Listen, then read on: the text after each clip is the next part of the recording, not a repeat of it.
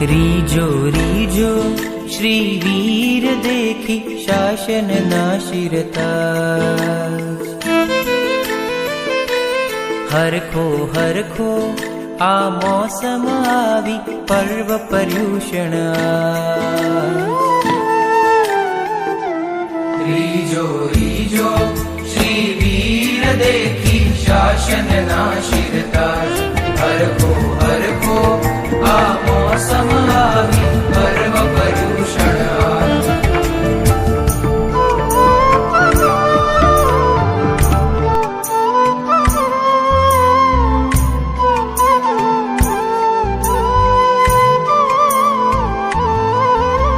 प्रभुजी देवे परशदमाहे उत्तम शिक्षाए प्रभुजी देवे परशदमाहे उत्तम शिक्षाए आळस मा बहु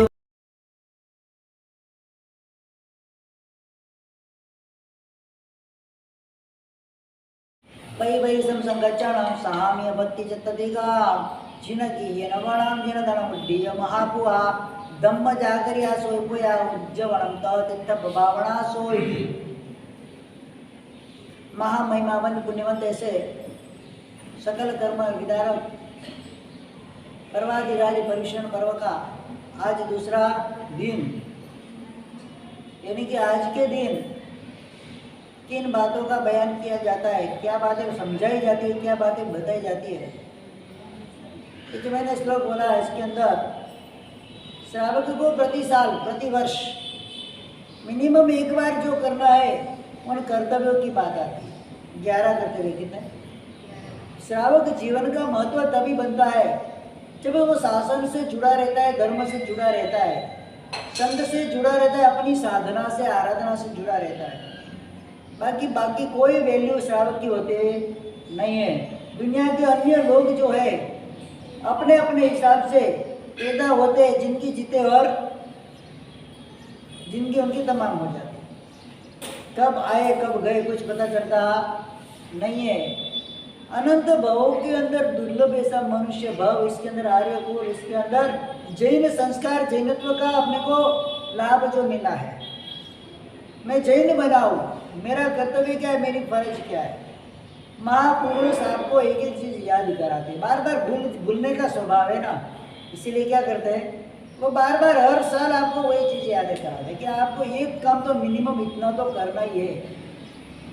अगर हम श्रावक है, श्रावक कहलाने के लिए योग्य है, हम परमात्मा के शासन के अंदर है और परमात्मा के शासन के कोई मेंबर यानी कि सभ्य है, तो मेरी एक फर्ज बनती है जो भी मेरे परमात्मा ने आदेश किए उन आदेशों को मुझे पालन करना, तभी मेरा सार्थक है, श्रावकपना सार्थक है। बाकी व्यर्थ हो जाता है जिंदगी पूरी, मात्र परिवार, पैसा और पद प्रतिष्ठा के लिए जिंदगी पूरी हो जाती है, आगे कुछ मिलता नहीं है। ये भाव खत्म हो गया, फिर वो भाव कब मिलेगा इसकी कोई गारंटी नहीं।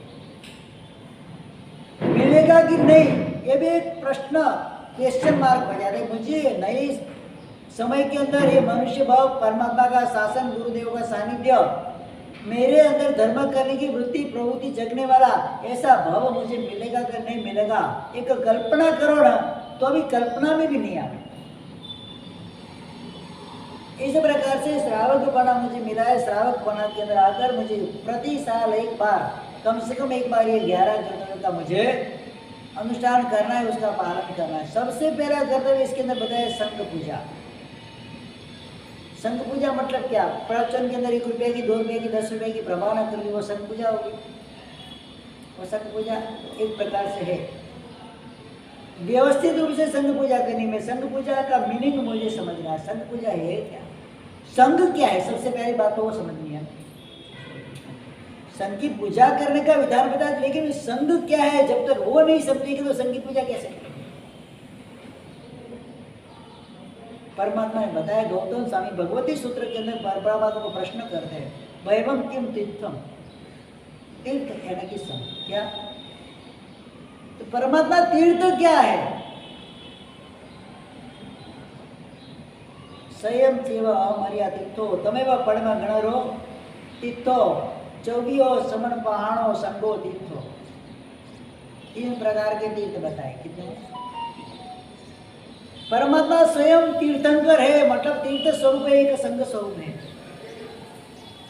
फिर उनके जो गणधर रहते हैं गौतम स्वामी, सबसे पहले गणधर, उनको भी तीर्थंकर की उपमा दी गई, उनको भी तीर्थंकर के स्वरूप में माना गया, उनको भी एक संघ के स्वरूप में माना गया है। तीसरे नंबर के अंदर संघ का मतलब बताया, 24 समण पहाड़ो संघ, केवल श्रावक और श्राविका से संघ बनता नहीं है, साधु साध्वी से संघ बनता है, श्रवण संघ बनता है, साधु साध्वी से श्रवण संघ बनता है। केवल श्रावक और श्राविका के हिसाब से कोई संघ बनता नहीं है, उनके अंदर श्रवण को दाखिल करना अनिवार्य बन जाता है। चातुर्विद संघ क्या बोलते हैं अपन? चतुर्विद संघ बोलते हैं। क्यों? द्विविध संघ होता है कभी? हाँ, 2 प्रकार का संघ कभी देखा है? 4 प्रकार का संघ। तीर्थ की अगर उपमा दी जाए उसको संघ को, अगर उसको संघ कहना है जिसके अंदर श्रवण, श्रवणी, श्रावक, श्राविका चारों व्यक्तियों का समावेश हो जाए, और गुरु निशियो, गुरु की निश्रा के अंदर रहता है, वही संघ कहा है। अपनी मर्जी से चलाए जाने वाला संघ संघ होता नहीं है। कायदे कानून संघ के अंदर कौन बनाता है? श्रावक बनाएंगे। गीतार्थ गुरु भगवंत ही संघ के अंदर संघ की व्यवस्था के कायदे कानून आपको समझाएंगे, आपको उसके हिसाब से उनके कहने अनुसार आपको चलना है, तब जाके वो संघ बनता है। 24 समण पहाड़ो संगो शेषो चेव 80 संगाओ, भद्रबाहु स्वामी ने लिख दिया है, कल्पसूत्र के अंदर आएगा। जहाँ पर गुरु भगवंत की निश्रा नहीं है, जिस संघ के अंदर गुरु भगवंत की आशीर्वाद नहीं है, उनकी प्रेरणा नहीं है, उनका मार्गदर्शन नहीं है, उनके हिसाब से नहीं चलते, तो हड्डियों के माला ढांचा बोलते हैं, हड्डियों का ढांचा, बस वो है, संघ नहीं है।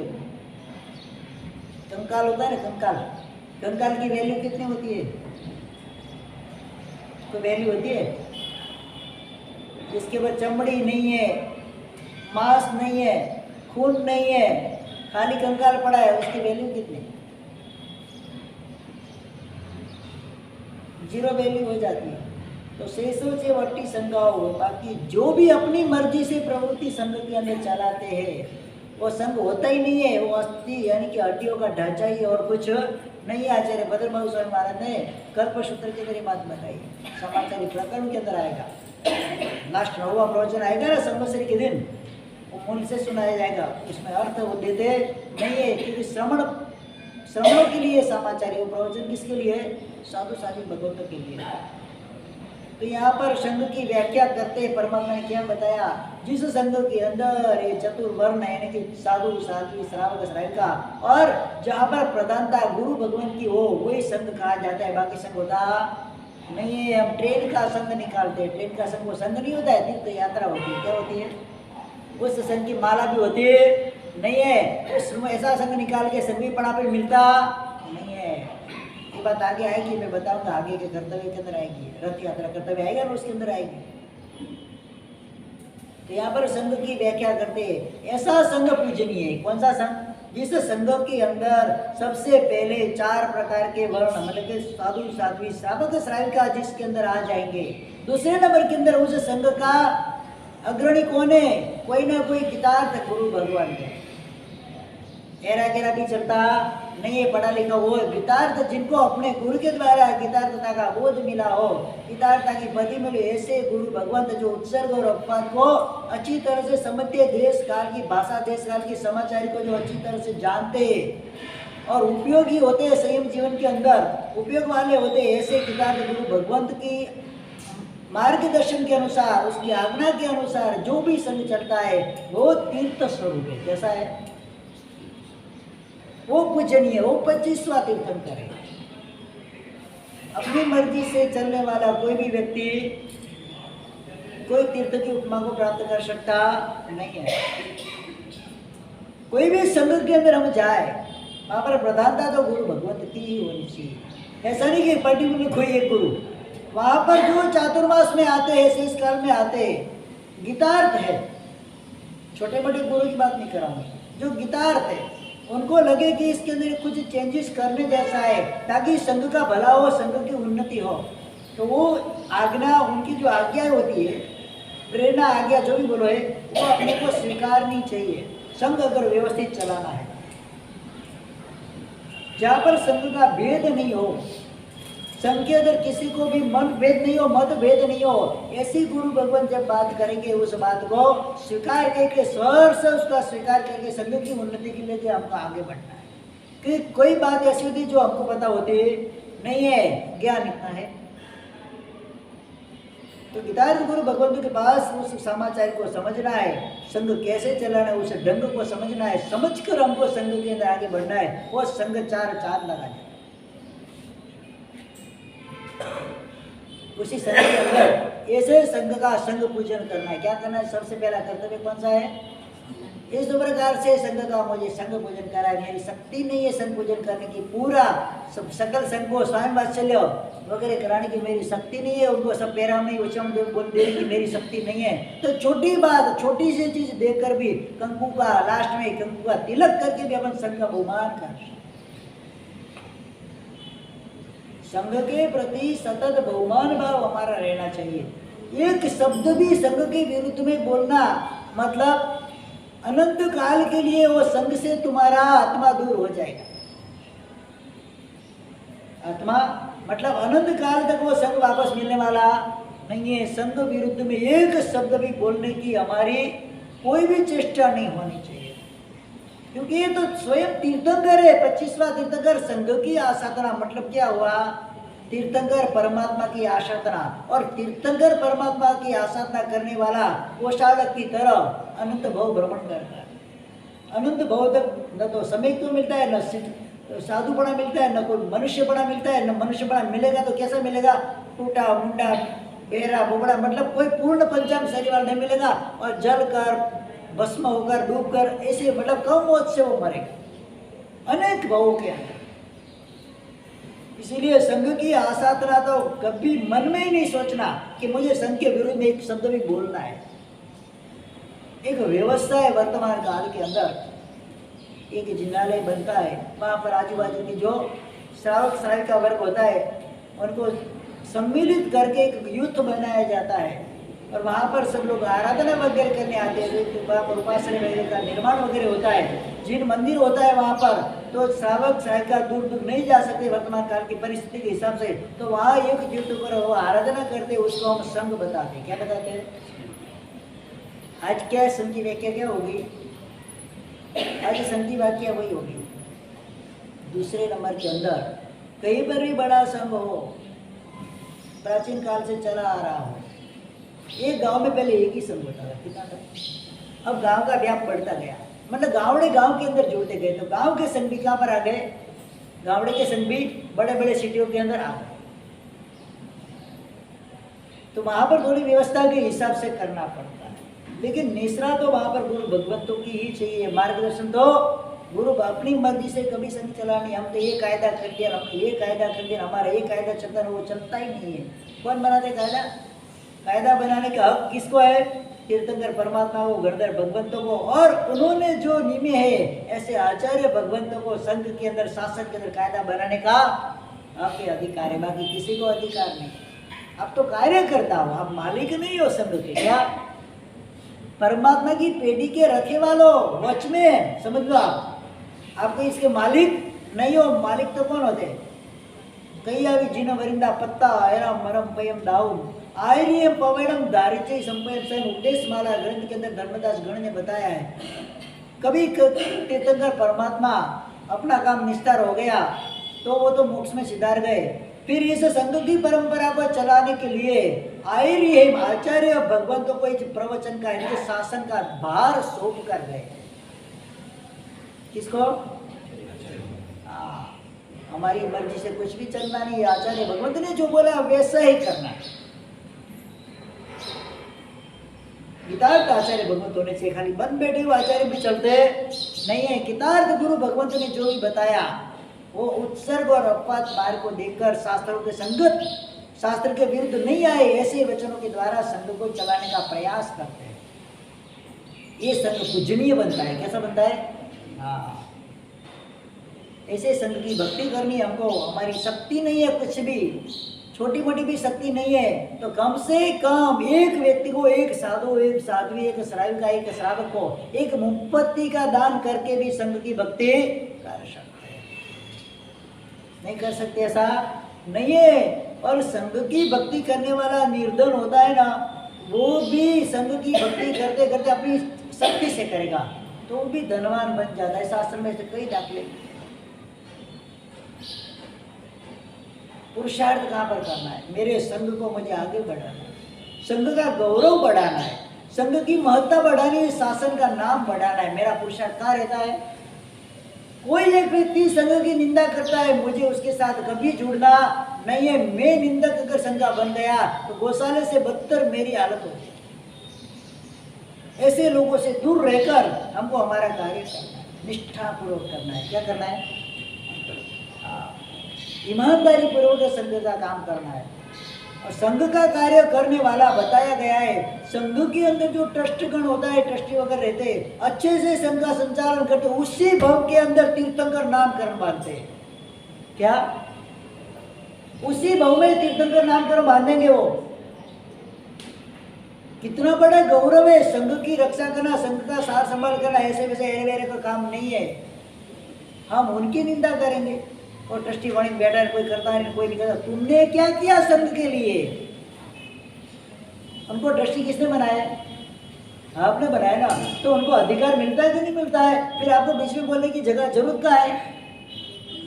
जिसको हमने अपना प्रतिनिधि तरीके बनाया, उनको नीमे है, तो फिर फर्ज उनकी बन जाती है। और हमारी फर्ज क्या है? उनके साथ एक हाथ से कंधा मिलाकर चलना है, न कि विरुद्ध में जाना। तो पुण्यानुबंधी पुण्य उपार्जन होता है, नहीं तो भयंकर पाप का उपार्जन। एक व्यक्ति के संघ के, इसमें तो बताया संघ पूजा मतलब क्या है? संघ के अंदर रहे हुए श्रावक श्राविका वर्ग में से एक छोटे से बच्चे की भी अगर मैंने संघ के माध्यम से निंदा की ना, तो भयंकर पाप का भागी बनता हूं मैं। तो बड़े पदाधिकारी को निंदा करने की तो अवसर ही नहीं आता है। एक छोटे बच्चे की भी निंदा करे ना संघ के माध्यम, संघ के लेके, भाई बच्चा आता है 3 बार प्रवचन लेके जाता है, उसकी माँ उसका ध्यान नहीं रखती, कुछ भी बोलना नहीं है।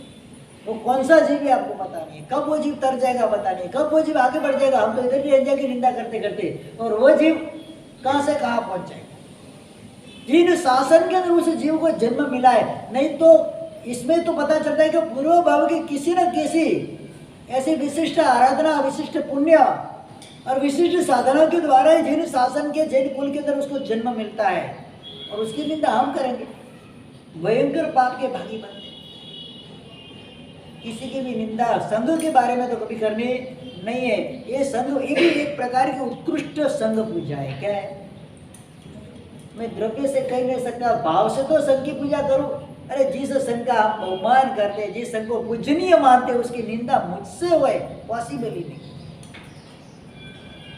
क्या पॉसिबल होता है? कभी सोचना भी नहीं मन में कि संघ के अंदर ऐसा चल रहा है, संघ के अंदर कोई व्यवस्था नहीं है, फलाना नहीं, ढिकना नहीं है। आपने कितना भोग दिया संघ के अंदर आके, सबसे पहले वो सोचो।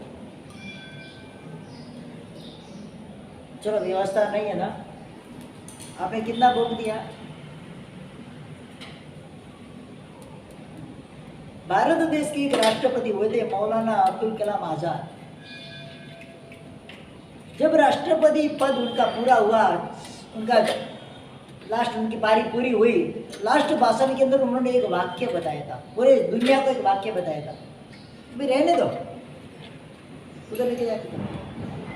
तो वहां पर एक वाक्य उन्होंने बताया,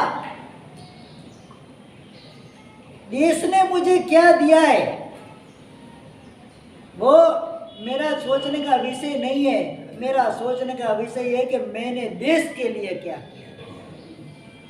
क्या मैंने देश के लिए क्या किया? वो जैन शासन को पाया हुआ है? नहीं। आर्य कुल जैसे कुल को पाया हुआ है? ये परिणति है।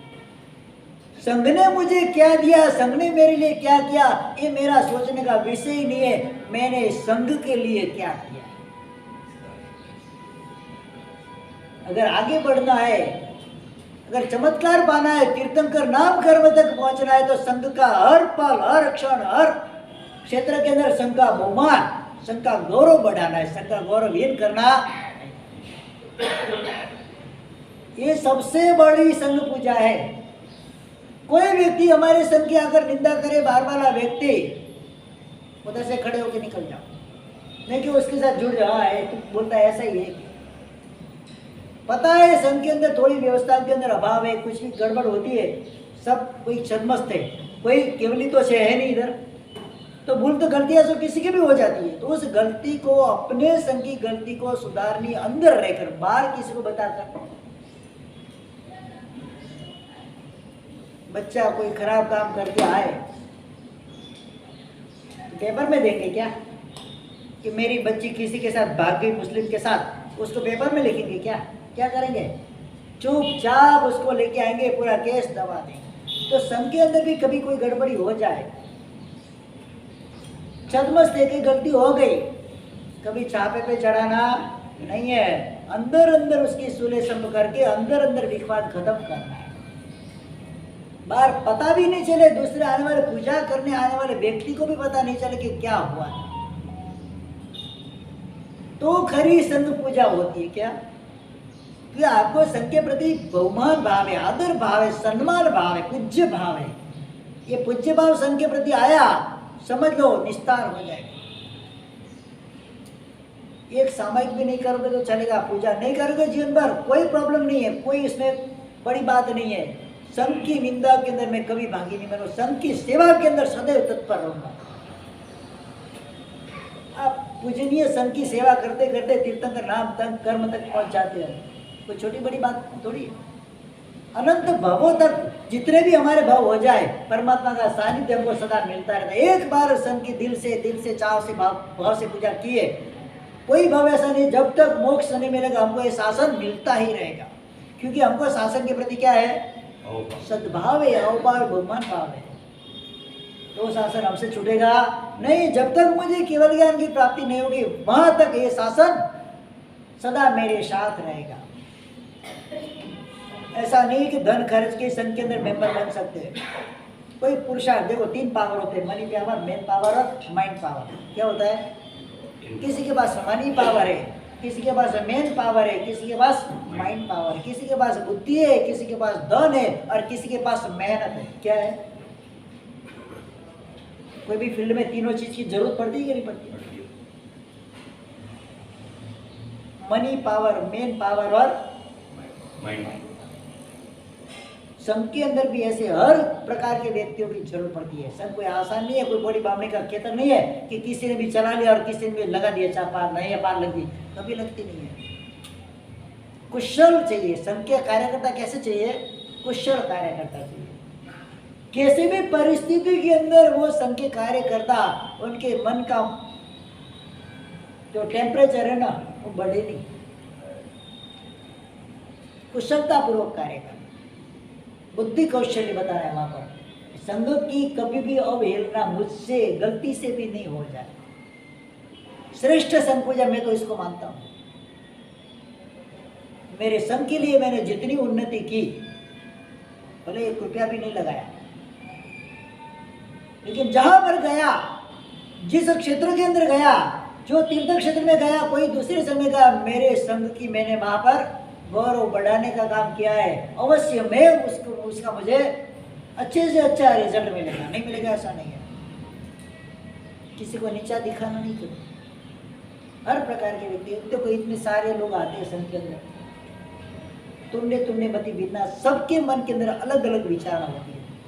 4 सगे भाई के अंदर भी विचारणा कैसी होती है? सगे भाई है, एक खून के 4 भाई है, क्या उनके अंदर भी विचार भेद होता है कि नहीं होता है? तो संघ के अंदर अलग अलग स्थानों से आए हुए, अलग अलग व्यक्तित्व वाले, अलग अलग सोच वाले व्यक्ति आएंगे, तो सोच मतभेद तो रहने ही वाला है।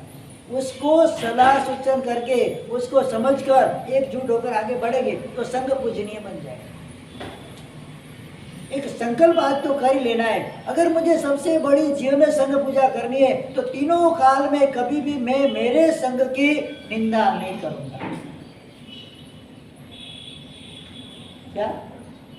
मेरे संघ की मैं निंदा नहीं करूँ, हो सके तो मैं संघ के अंदर कार्य करने का, संघ के अंदर सेवा देने का, संघ के अंदर संघ के कार्य के अंदर आगे बढ़ाने का मैं कार्य पुरुषार्थ करूंगा, निंदा कभी करूंगा नहीं। ये सबसे बड़ी संघ पूजा है। कितना पूजनीय संघ है। नागपुर के एक श्रावक थे, पुनर्श्रावक, संघ का कितना महत्व है वो बताते हैं। नागपुर से चरीपालक संघ लेकर आ रहे हैं, पाटन के द्वार पर आए थे संघ लेकर। वस्तुपाल तेजपाल वस्तुपाल महामंत्री को पता चला कि पूरा संघ आ रहा है। संघ को लेने के लिए सामने महामंत्री, गुजरात राज्य के महामंत्री वस्तुपाल सामने गए संघ को लेने के लिए। संघ उठते धूल में, पहले तो रोड तो नहीं था, कंक्रीट डामर के रोड तो थे नहीं, पूरा धूल वाला मार्ग था। धूल उड़ती है, घोड़े वगैरह हाथी वगैरह थे, तो धूल उड़कर वस्तुपाल के शरीर के ऊपर लगती है। थोड़ा शरीर नाजुक भी था उनका, तुरंत उनको इफेक्ट हो जाती थी। तो उनके जो साथ में सैनिक थे उन्होंने बोला कि मंत्री सर, ये धूल आपको लग रही है, आपकी तबीयत खराब हो जाएगी, आप इधर से हट जाओ। क्या बोले वस्तुपाल? ये तो मेरे संघ के चरणों की रज है, मेरे भव भव के कर्म रज को दूर करने वाली रज है, मुझे इसके अंदर स्नान करने दो। क्या बोलते हैं? इस धूल के अंदर मुझे स्नान करने दो। ये तो मेरे कर्मों की धूल को हटाने का कार्य कर रही है। पूरे दिन तक बैठे, जितने भी संघ के अंदर आए थे यात्री के सबका दूध से पांव प्रक्षालन किया है, और शाम को चौबियार का पचखान किया। उन्होंने इस 24 उपवास वस्तुपाल को हो गया। सोचो, ऐसे महापुण्यवंत श्रावक संघ की महत्ता को समझते थे, और ऐसे ही संघ के अंदर हमारा जन्म हुआ है। बस सबसे बड़ा गौरव तो वही है। मेरे परमात्मा का मुझे सानिध्य मिला है, सदगुरु का सहयोग मुझे मिला है, परमात्मा ने बताया हुआ समय ज्ञान दर्शन चारित्र रूप मुझे शुद्ध धर्म मिला है। तो मैं निंदा के विषय में क्यों करूँ? इसकी पूजा करो क्यों नहीं? क्या ज्यादा पूजा करने में क्या कम हो जाएगा आपका? एक व्यक्ति की प्रशंसा करने में, उसके कार्य की अनुमोदना करने में क्या घिस जाएगा हमारा? गुणी ना गुणा गावता गुण आवे। उन्होंने जो भी छोटा सा भी कार्य किया है, संघ के लिए किया है, पूरी बुरी अनुमोदना करो उसे। भाई तू कर सका है, मेरी इतनी शक्ति नहीं। आप सबका संचालन कर सकते हो, मेरे पास ना तो समय है, ना मेरे पास इतनी समझ है, ना मेरी इतनी शक्ति है। आप कर रहे हो, आपको धन्यवाद है, आपकी बुरी बुरी अनुमोदना है। ये अनुमोदना का विषय भी कहां से कहां व्यक्ति को पहुंचा देता है। संघ के ऊपर बहुमान है, किसके ऊपर? गरीब व्यक्ति के ऊपर बहुमान है। परमात्मा के ऊपर बहुमान है कि नहीं आपको? परमात्मा के बारे में कोई व्यक्ति, बाहर का व्यक्ति, तुच्छ व्यक्ति, हाली मवाली जैसा परमात्मा के विषय में कोई शब्द आपको बोल जाए, सहन हो सकता है? नहीं। क्यों? अंदर बसे हुए, हृदय के अंदर परमात्मा का वास हो चुका है। आपके धर्म के बारे में कोई आपको बोल के जाएगा, सहन होता है? 3 काल के अंदर, 3 लोक के अंदर सर्वश्रेष्ठ जो धर्म होता है, तो जिन शास्त्र ने परमात्मा ने बताया हुआ, जहाँ लेश मात्र भी अपवाद का स्थान नहीं है, कहीं पर भी गलती नहीं है। परमात्मा ने जो जो रूल्स रेगुलेशन बताए हैं, इसको अगर फॉलो करे, कभी भी आपका पतन होने की संभावना है ही नहीं। धर्म के बारे में महेंद्र भाई को बोल जाए, सहन कर सकोगे? परमात्मा के बारे में बोल जाए, सहन कर सकते हो? परमात्मा ने जिस धर्म के माध्यम से जिस संघ को निर्माण किया है, उस संघ के बारे में बोल जाए, कैसे हमसे सहन होए? बोलो। पहले तो हम तो बोले ही नहीं, दूसरे बोले तो हमसे सहन होए नहीं, तो समझ लेना मुझे मेरे संघ के प्रति आदर है, बहुमान भाव है और निष्ठा है। जबरदस्त पुण्योपार्जन कराने का कार्य होता है। इसके कुछ भी कार्य नहीं करो, ये है सबसे बड़ी संघ पूजा। दूसरे नंबर के अंदर, अगर मेरी शक्ति नहीं है, एक डोसी का दृष्टांत आता है। 5 रुपया था उसके पास, कितना? कोई पुण्य श्रावक संघ लेकर आए थे, बड़ा संघ था, नाम झंझट शायद देता सा का किसी का संघ था, लेकर संघ आए थे, हजारों की गिनती का संघ, 5,000 10,000 लोगों की। डोसी के पास 5 रुपया। डोसी ने बोला कि मुझे, मेरे पास तो 5 रुपया, लेकिन मुझे संघ के एक एक व्यक्ति की मुझे भक्ति करनी है। 5 रुपया में कैसे भक्ति होगी? 5,000 लोगों की हो सकती है? वहां पर जो बैठते संगपति बुद्धि के पिता आज बादशाह। ठीक है माँ जी, आप 5 रुपया रख लो। आपकी ओर से जितने भी मेरे संघ के अंदर यात्री है, जितने भी मेंबर है, मैं सबकी भक्ति करूंगा। 5 रुपये का नमक मंगाया। क्या पहले तो 5 रुपये कितना आता था नमक? गुणिया की गुणिया भर के आती थी। 5 रुपये का नमक मंगाया। जितना भी भोजन बना था डोसी के 5 रुपये से मंगाए हुए नमक सबके अंदर डाला गया। सबकी भक्ति हो गई कि नहीं हो गई? कितने में? 5। ये बस अंदर शासन पड़ा है ना। डोसी माँ की भक्ति कितनी? मुझे पूरे संघ की भक्ति करी, मेरी शक्ति नहीं है, कुछ उपाय बताओ महामंत्री। उपाय बताया, 5 रुपये का नमक। सबके नमक के बिना कोई खाना लगता है, और खाना कौन नहीं खाएगा? सभी खाएंगे। मतलब सबके पेट के अंदर डोसी के द्वारा दिए गए जो दान था, जो भक्ति थी डोसी, सबने उसकी भक्ति का स्वीकार किया है कि नहीं किया? मतलब ऐसा नहीं है कि मेरे पास लाखों रुपया है तो ही मैं संघ पूजन कर सकता हूँ। 2 रुपया 5 रुपया भी हमारे पास मूड़ी है तो भी पूरे संघ की सकल संघ की हम भक्ति कर सकते हैं। बहुत सारे प्रकार है। ये संघ पूजन नाम का पहला करते हुए श्रावक को हमेशा 1 साल में 1 बार तो करना है संघ भक्ति। कुमारपाल महाराजा पूरे साल में 3 बार संघ भक्ति करते थे। कितनी बार? 3 बार। पूरे साल में उनकी 3 बार संघ भक्ति होती थी। 3 बार वो संघ पूजन करते थे। अलग अलग रूप से कर सकते हैं। कोई तपस्वी है, चांदला विधि होती है ना, क्या बोलते हैं आपके मारवाड़ी में? क्या बोलते हैं उसको? चांदला ही बोलते हैं। क्या बोलते हैं? सात आठ कुछ में जाएंगे। एक व्यवस्था है। ये चांदला क्या है पता है? ये चांदला है कि संघ पूजा की व्यवस्था है। सामने वाला परिवार सक्षम हो ऐसा कोई जरूर नहीं। उसने तपस्या की है, तपस्या के अंदर खर्चा वगैरह लगेगा। हमारी ओर से यथ किंचित उसको सहाय करने की वृत्ति से चांदला वृत्ति होती है। ऐसा नहीं कि मैंने 100 दिया था वापस मुझे 200 मिलना चाहिए, तो भक्ति नहीं है, ये तो कम भक्ति हो गई। बेचारे की 100 खरीदने की शक्ति नहीं, आप उसको 100 दे के 200 की इच्छा कर रहे हो, तो वो अनुमोदना होती नहीं है। वहां पर मात्र आउट गोइंग इनकमिंग होता नहीं है। शुभ भाव से उनको सहाय रुपये देना था। क्या करना था? सहाय रूप उनको देना था। एक गांव के अंदर बात आती, मैंने सुना हुआ है। कोई भी नया आगंतुक रहने के लिए आता था। गांव के अंदर जितने भी करोड़पति थे, 360 बीते कोई करोड़पति थे, जो भी मतलब था पूरा कुमारपाल महाराजा के शासन की बात कर रहा हूँ मैं। जो भी नया व्यक्ति उधर रहने के लिए आए उसको एक ईंट दी जाती थी हर परिवार की ओर से, और एक सोने का सिक्का। क्या? एक ईंट और सोने का सिक्का। पहले सोने का सिक्का का चलन चलता था। 1 रुपया और ईंट उनको दी जाती थी। ईंट दी मतलब उसका घर बन गया। आपने 1-1 रुपया सबने दिया मतलब उसके व्यापार के अंदर उसको काम लग जाएगा। वो उसकी गाड़ी पटरी पे चढ़ जाती। 1 रुपया में किसी का कुछ कम होता नहीं है, और 1 ईंट में किसी का कुछ ज्यादा नहीं है, लेकिन 1-1 ईंट मिलके उसका पूरा घर बन जाता है। ये व्यवस्था थी संघ की इस प्रकार से। वर्तमान काल में ऐसी व्यवस्था है ही नहीं, इसीलिए प्रॉब्लम होता है। जो भी नया व्यक्ति रहने के लिए आया उसके लिए क्या करना है?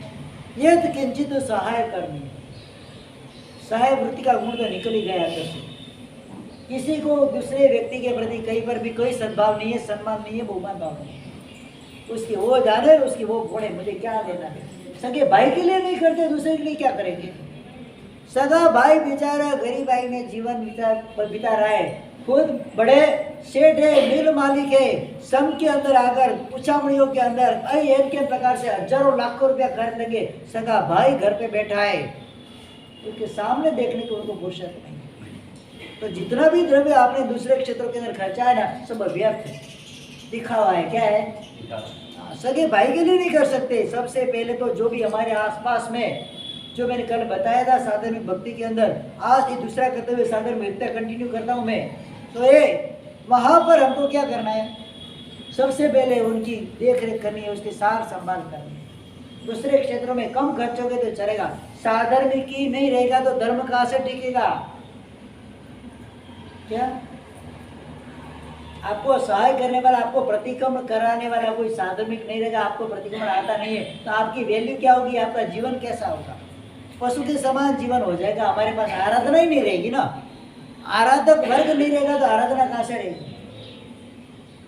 हमारे आसपास में जैसे भी ऐसे साधर्मिक वगैरह रहते हैं, उन साधर्मिकों का सम्मान करना है, बहुमान करना है, ये किंचित उनको जीवन चले, उनका इस प्रकार से उनका निर्वाह चले, ऐसी हमको उनको व्यवस्था उनकी करनी है। कल भी साधर्मिक का मैंने बताया था, आज भी साधर्मिक का कर्तव्य आता है 2 बार। श्रावक के दैनिक कर्तव्य में बड़े परिश्रम के 5 कर्तव्यों में भी दूसरा कर्तव्य कौन सा रखा है? साधर्मिक। और श्रावक के साल भर के कर्तव्य में क्या रखा है? साधर्मिक भक्ति। कैसे कर सकते हैं?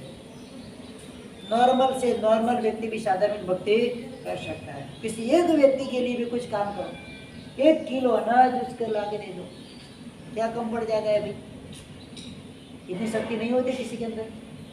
जिसके अंदर इतनी भी शक्ति नहीं, उनको सहाय करो, कुछ कैसे भी प्रकार से उसको सहाय चाहिए। देखो उसको आराधक जीव होता है, ऐसा नहीं है दारू पीने वाला भी साधर्मिक होता है, उसकी भी मदद करनी चाहिए। पीता एक जन है, बाकी परिवार कितना है? सब तो पीते नहीं है ना घर के अंदर। उसकी भी बार से होता हुआ दी दारू पी पड़े रही, वो तुम्हारा विषय है ही नहीं। वो मांगने के लिए आया, सहाय मांगने के लिए आया, हमारी शक्ति है तो हमको उसको देना है, साधर्मिक की बुद्धि से देना है। कौन से? वो आगे क्या कहेगा मुझे क्या पता। आप अपने बेटे संतानों के लिए इतना कमाते हो, क्या करता है पता है आपको?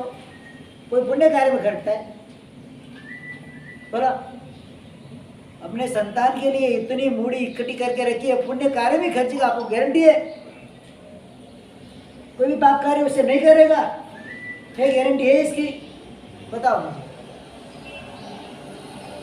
मेजोरिटी जितना भी आपने इकट्ठा किया है ना, मेजोरिटी उसकी पाप कार्य में जाएगी। 50 लाख उसको दिया है ना, तो अप्रोक्सीमेटली 80% उसका पाप कार्य में जाएगा। क्योंकि तीर्थ धर्म क्षेत्र में तो आता ही नहीं है, जो आता ही नहीं तो खर्चने का तो सवाल ही नहीं आता। अगर संस्कारी बेटा है तो चीज अलग। सामान्य तौर से जीवन जीने वाला होता है, तो उसको धर्म के प्रति कोई आस्था ही नहीं है, श्रद्धा ही नहीं है, कुछ नहीं है, तो व्यवहार क्या करेगा धर्म के अंदर आकर? साधर्मिक का उद्धार करना है हमारी शक्ति के अनुसार। जितनी भी हमारी शक्ति बने, हमारी भक्ति हमको करनी है। साधर्मिक का उद्धार एक तीर्थंकर पदवी तक पहुंचाने का कार्य कर सकता है। साधर्मिक ही ऐसा सगा है जो अपने को मोक्ष तक साथ देता है, बाकी कोई देगा नहीं। कोई बेटा नहीं देगा, कोई बहू नहीं देगी, कोई साथ देने वाला नहीं है। कौन देगा साथ? हमारे साधर्मिक, हमारे पूज्य साधु साथी जी भगवान, और आपके साधर्मिक, आपके साहब साथी कौन है? साधर्मिक वात्सल्य करना है। तीसरे नंबर के अंदर हमारा कर्तव्य आएगा यात्रा अतिरिक्त। 3 प्रकार की यात्रा जिन्हें शासन के अंदर बताइए, श्रावक को प्रतिवर्ष ये यात्रा करना है। सबसे पहली यात्रा है कोई ना कोई निमित्त पाकर संघ के अंदर अष्टानिका महोत्सव करना है। क्या करना है? संघ के अंदर अष्टानिका महोत्सव अपनी ओर से अपनी शक्ति है तो करना है। कोई जीवित महोत्सव वगैरह करते ही मारवाड़ी के अंदर तो प्रचलन है ही। अपने माता पिता जिंदा होते हैं उनके हिसाब से उनका जीवित महोत्सव कोई 8 दिन का, कोई 10 दिन का, कोई दशानिका महोत्सव, अष्टानिका महोत्सव, पंचानिका महोत्सव, 3 दिन का महोत्सव, कोई 12 दिन का महोत्सव वगैरह वगैरह करते हैं। शुभ भाव से ही करते, नहीं करते ऐसा नहीं है। तो इस प्रकार से हमारी शक्ति हो तो प्रति वर्ष एक बार जहाँ पर भी आपकी भावना हो अष्टानिका महोत्सव वगैरह करना है। परमात्मा की भक्ति से 8 दिन भोजन वगैरह वहाँ पर रहते हैं, परमात्मा की भक्ति होती है। अष्टानिका महोत्सव में क्या खाना खिलाना नहीं है क्या? 8 दिन जीवन आगे तो आवे तो नियम ऐसा नहीं है। 8 दिन परमात्मा की भक्ति स्वरूप, देवों की भक्ति स्वरूप, संघ की भक्ति स्वरूप अष्टानिका महोत्सव करना है। अगर पर्टिकुलर व्यक्ति नहीं कर सके तो संघ लेवल पे पूरे साल में एक बार अष्टानिका महोत्सव मेरे संघ के अंदर होना चाहिए और इसके अंदर सबको जुड़ना है। ऐसा नहीं कि 4 जने नाम लिखा है 5वां आए नहीं, सबको अंदर यद किंचित सबको लाभ लेना है। कोई भी बाकात रहना नहीं चाहिए, क्योंकि मेरा फर्ज है। क्या है? मेरे कर्तव्य है। मेरा ये साल में मुझे एक बार अष्टानिका महोत्सव करना है। मेरी पूरी शक्ति नहीं है 10 लाख रुपया खर्च कर अष्टानिका महोत्सव करने की, लेकिन 10,000 रुपया लिखा कि मैं इसके सहभागी तो हो सकता हूँ। मुझे 8 दिन का लाभ मिल सकता है। अष्टानी का महोत्सव साल में एक बार संघ के अंदर होना चाहिए। सब मिलके करो। कोई एक व्यक्ति करना चाहता तो कोई प्रॉब्लम नहीं है। कोई किसी न किसी कोई प्रसंग होता है घर के अंदर, अभी होली के 9 दिन आएंगे, मेरी ऐसी भावना है हर साल कराते, नवानी का महोत्सव करा, 9 दिन का महोत्सव होता है, एक एक दिन का एक एक पूजन रहेगा। कोई खाना खिलाना नहीं है, ध्यान रखना 9 दिन अभिले खाना खिलाना नहीं है, 9 दिन का महोत्सव, 9 पूजन। किसी ने मासक स्मरण किया उसकी तपस्या निमित्त, किसी ने नवाणु यात्रा की उसकी तपस्या निमित्त, किसी ने उपदान किए उसके निमित्त, किसी ने बड़े बड़े तप किए। बताए हमारी बहनें तो जोरदार है तप के अंदर क्या। और दूसरे नंबर के अंदर मैं संघ वाले भूल गए, लेकिन मुझे याद है अगले साल ऐसी भावना है कि संघ के अंदर वर्षित तप कराना है, बराबर ना? भावना है कि नहीं? हाँ, भावना है वर्षित तप कराना, बड़ी तपस्या करानी है संघ के अंदर। एकजुट होकर जुड़ेंगे तो तंत तंत बहु बलवान, एक एक तंतु मिलके क्या हो जाता है, रस्सी बन जाती है। एक एक तंतु तोड़ना आसान है, रस्सी को तोड़ना आसान है। एक एक लकड़ी को तोड़ना आसान है, वो लकड़ी की भारी बन जाए तो। वर्षी तप के अंदर भी उनकी भी व्यवस्था आप करके परिश्रम के अंदर दरमियान उसके भी क्या क्या किस प्रकार से आयोजन करना है ऐसी विचारणा अगर आपकी संघ की अगर अनुकूलता हो तो करना। मैं तो बड़ी प्रेरणा ही रहती है तो मेरा कोई आग्रह रहता नहीं है, मात्र प्रेरणा करते तो मेरे को बात बताई थी तो मेरे को याद आई तो मैंने आपको बता दिया। करने की भावना है वर्षी तप। पहले तो कितने करने वाले हैं उसके हिसाब से आगे काम चलेंगे। पैसेंजर कितने इसके हिसाब से ड्राइवर गाड़ी चलाएगा। क्या चाहिए, पैसेंजर चाहिए सबसे पहले। क्या, हाँ, ट्रेन तभी चलेगी जब पैसेंजर मिलेंगे, बाकी तो ट्रेन स्टेशन पे खड़ी रहेगी। तो एक यही बात आती है। अपना तीसरा नंबर का यात्राधिक अष्टानी का महोत्सव वगैरह करने का आयोजन करने की भावना है। तो आगे आगे देखेंगे अगर पूजन वगैरह के लाभार्थी मिल जाएंगे तो 9 दिन के महोत्सव के स्वरूप नवानी का महोत्सव यहाँ पर अपने को करना है। सबका कर्तव्य भी है, श्रावक का कर्तव्य भी है, कर्तव्य का पालन भी हो जाएगा तो उस हिसाब से करेंगे। दूसरे नंबर के अंदर रथ यात्रा पूरे साल में एक बार हर श्रावक को एक बार अपने ठाट माट से रथ यात्रा निकाल दें। क्या, रथ यात्रा एक बार ठाट माट से रथ वगैरह परमात्मा का रहता है, गुरु भगवंत वगैरह सानिध्य रहता है, श्रावक साई का वर्ग वगैरह रहते हैं। रथ यात्रा निकाले, रथ यात्रा देखने नहीं जाना है, खास ध्यान रखना। हमारी एक चेष्टा होती है जहाँ भी वरघोड़ा निकलता है तो देखने के लिए खड़े हो जाते हैं। वरघोड़ा में चलने वाले कितने हैं, 8-10 बैंड वाले, 2-4 बगी वाले, महात्मा हो तो महात्मा साधी जी भगवान साध्वी जी, और 2-4 साधु भगवान साध्वी भगवान तो मानने वाले श्रावक साहब, ये अपना वरघोड़ा हो गया। ऐसा नहीं है। अगर रथ यात्रा निकालिए संघ का एक एक मेंबर हाजिर होना चाहिए, वो भी चलने के लिए। शासन प्रभावना कब होती है, जुलूस निकलता है तब। इसमें एक भी वक्त खाली रोड पे खड़े होकर देखना नहीं है, देखने वाले तो दूसरे। हमको तो क्या करना है, चलना है। मुसलमानों का ताबूत निकलता है तो देखने वाले ज्यादा होते हैं, जुड़ने वाले देखने वाले दूसरे होते हैं। उनके वाले को देखते हैं। जैसे अभी पूरी कोणार्क का वरघोड़ा निकलता है, उनका पूरी का, जगन्नाथपुरी का, देखने वाले ज्यादा होते हैं कि जुड़ने वाले ज्यादा होते हैं। मदुराई के अंदर अप्रैल की 20 तारीख को मीनाक्षी मंदिर का वरघोड़ा निकलता है उनका, उनके हिसाब से तब बाहर आती है। उनकी उनकी मधुरी माता बोलते हैं उसको, वो मधुरी अम्मा, मीनाक्षी अम्मा बोलते हैं उसको, बराबर। तो वो बाहर आती है, कितनी भीड़ होती है सोच सकते हो, कल्पना कर सकते हो। चलने वाले, रथ को खींचने वाले कितने, 5-5 हजार लोग रथ को खींचते। कोई गाड़ी घोड़ा नहीं है, रथ को खींचते लोग खींचते। कितना भारी रथ है, 2 रथ होते हैं उनके, मैंने देखा है, देख के आए मदुराई के अंदर। 1 लाख से 1.5 लाख पब्लिक, कितनी, जहाँ पर भी जाए खाली आपको मुंडी देखे कुछ दिखे नहीं, इतने पब्लिक, भयंकर भीड़।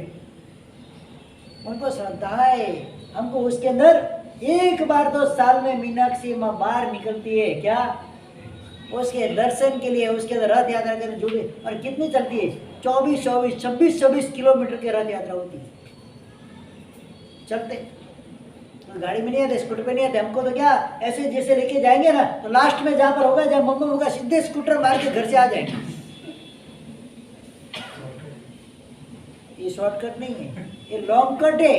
क्या है ये? शॉर्टकट नहीं है। शॉर्टकट ढूंढने वाले हमेशा लॉन्ग कट में फंसते हैं, हमको अनुभव है।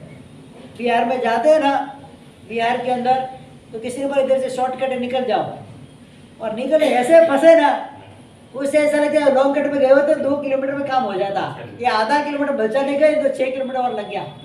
हाँ, तो शॉर्टकट क्या हो जाता है? लॉन्ग कट हो जाता है। तो शॉर्टकट करना नहीं है हमको। पूरी जो रथ यात्रा हमारी इधर से निकालते नहीं निकालते। कोरोना के कारण काफी अभी तो कोरोना है नहीं, परमिशन अभी भी गाइडलाइन अभी भी परमिशन नहीं है।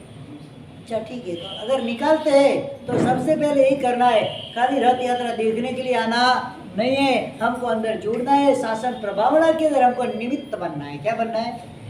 हमको देखेंगे, देखो जिन लोगों की ये रथ यात्रा आ रही है और शिस्तबद्ध, अगर गुरु भगवान का सानिध्य है तो सबसे पहले जो झांकियाँ होती है वो झांकियाँ रहती है, बैंड रहता है, फिर उनके पीछे गुरु भगवान, और गुरु भगवान के पीछे श्रावक, उसके पीछे रथ परमात्मा, उसके पीछे श्राविका साधु जी भगवान, उसके पीछे श्राविका। ऐसा नहीं कि गुरु भगवान के आगे आगे चलो। ये गुरु भगवान के आगे चलने का ये जो है ना चेष्टा अभिनय है। क्या है? ऐसे अभिनय करना नहीं, गुरु भगवान के पीछे पीछे चलना है। जुलूस कैसे किसको बोलते हैं? जुलूस की महत्ता क्या है? जो पूछे होते वो आगे, उनको लांकर जाना नहीं है, आगे पीछे दौड़ते रहते। दौड़ना ही क्यों है भाई? कहाँ जाना है आपको? पीछे पीछे आराम से चलो। एक शासन की शोभा बढ़ती है। रथ यात्रा 30 नंबर के अंदर तीर्थ यात्रा, 2 प्रकार की तीर्थ यात्रा, एक तो शरीर पालित, एक गाड़ी पालित। कौन सी? एक शरीर पालित और गाड़ी पालित है। हाँ, शरीर पालित के अंदर नियमबद्ध होता है, गाड़ी पालित में कोई नियम होता नहीं है। पता है क्या? गाड़ी के अंदर या बस के अंदर या प्लेन के अंदर यात्रा कराने वाले, ये वो यात्रा की है। क्या किया आपने? तीर्थ यात्रा कराई है, संघ नहीं निकाला है। ऐसा बोलना नहीं कि उन्होंने संघ निकाला है। हमारे साहब समय सीकर का संघ निकाला है, साधु साधु जी साहब में है, शरीर पालते हैं, बीच में पैदल चलते हैं। क्या एक आसना होता है सबका? एकल आहारी, पाद संतारी, पादचारी, भूमि संतारी, 6 नियम होते। 6 री मतलब री यानी कि नियम। ये 6 नियम का पालन होता है वहां पर, तो संघ कैसे हुआ? हो भाई, गुरु भगवान का सानिध्य नहीं, निश्रा नहीं है, तो संघ कैसे हुआ? उसको क्या बोलते हैं? तीर्थ यात्रा। उसकी माल भी होती नहीं है वहाँ पर। संघ माल पहन के संघवी बनने का कोई चेष्टा करना नहीं है। संघवी तब बन सकते जिन्हें सर्व परमात्मा की आज्ञा के अनुसार शहरी पालित नियमों के साथ, चतुर्विध संगति के साथ अगर तीर्थ यात्रा कराई जाए तो वो संघ कहा जाता है, और उसी संघ के अंदर माला पहनाने का अधिकार है। वो भी कम से कम 3 दिन का होना चाहिए। कितना? हाँ, खाली आज इधर से लेके गए और आदेश्वर गए, चलो चंगपति बन गए, ऐसा होता नहीं। 3 रात जानी चाहिए। कितनी? हाँ, 3 रात जाने के बाद 4थे दिन माल होती है, तो वो संघ कहा जाता है। इस प्रकार से छरी पालित यात्रा के स्वरूप में हमको संघ निकालना है। डूबी शक्ति हो, कई भाग्यशाली निकालते हैं संघ यात्रा। यात्री को कराते छरी पालित कितने संघ हर साल निकलते हैं। अंदर की भावना का एक प्रभाव है और कुछ नहीं। तो ये संघ पूजा यानी कि 3 प्रकार की यात्रा बताई। रथ यात्रा, यात्रा के अंदर ये तीसरा अपना कर्तव्य है। यात्रा अतिरिक्त इसके अंदर 3 प्रकार की यात्रा। सबसे पहली यात्रा अष्टानिका महोत्सव, दूसरे नंबर के अंदर संघ लेवल पे या व्यक्तिगत लेवल पे ये रथ यात्रा आदि, और तीसरे नंबर के अंदर तीर्थ यात्रा करानी है। तीर्थे शुभम भ्रमण तो न भवे, तीर्थ पाथ रजसा विरजी भवंती, तीर्थे शुभम भ्रमण तो न भवे भ्रमंती। एक श्लोक आता है। तीर्थ की जो धूल है, तीर्थ के मार्ग की जो धूल है, वो धूल अपने शरीर पे लगती है, अपने शरीर आत्मा के अंदर रहे हुए कर्म का वो नाश करती है। विरजी भवंती, अपने कर्म नाश होते हैं। तीर्थेषु बम भ्रमण तो न भवे भ्रमंती, तीर्थ के अंदर बार बार यात्रा करने वाला व्यक्ति कभी उसको भव में वापस घूमना पड़ता नहीं है। इस प्रकार से हमको आराधना करके ये तीर्थ यात्रा, संघ यात्रा आदि के अंदर जुड़ना है। इस श्रावक जीवन का हर साल का कर्तव्य है। ऐसा नहीं कि एक बार मैंने शरीर पाली संघ निकाल दिया मतलब जाओ जियो भयो भयो, ऐसा नहीं है। हर साल अगर शक्ति है तो एक संघ निकालना, छोटा बड़ा जैसा भी निकालना।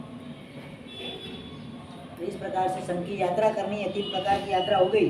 4थे नंबर के अंदर आता है स्नात्र पूजा। हाँ, 10 टाइम है, 5 मिनट बात कर सकते। चौथे नंबर का कर्तव्य आता है समूह स्नात्र पूजा। पर्टिकुलर एक एक व्यक्ति, ये सब एक एक व्यक्ति को करने का कर्तव्य है।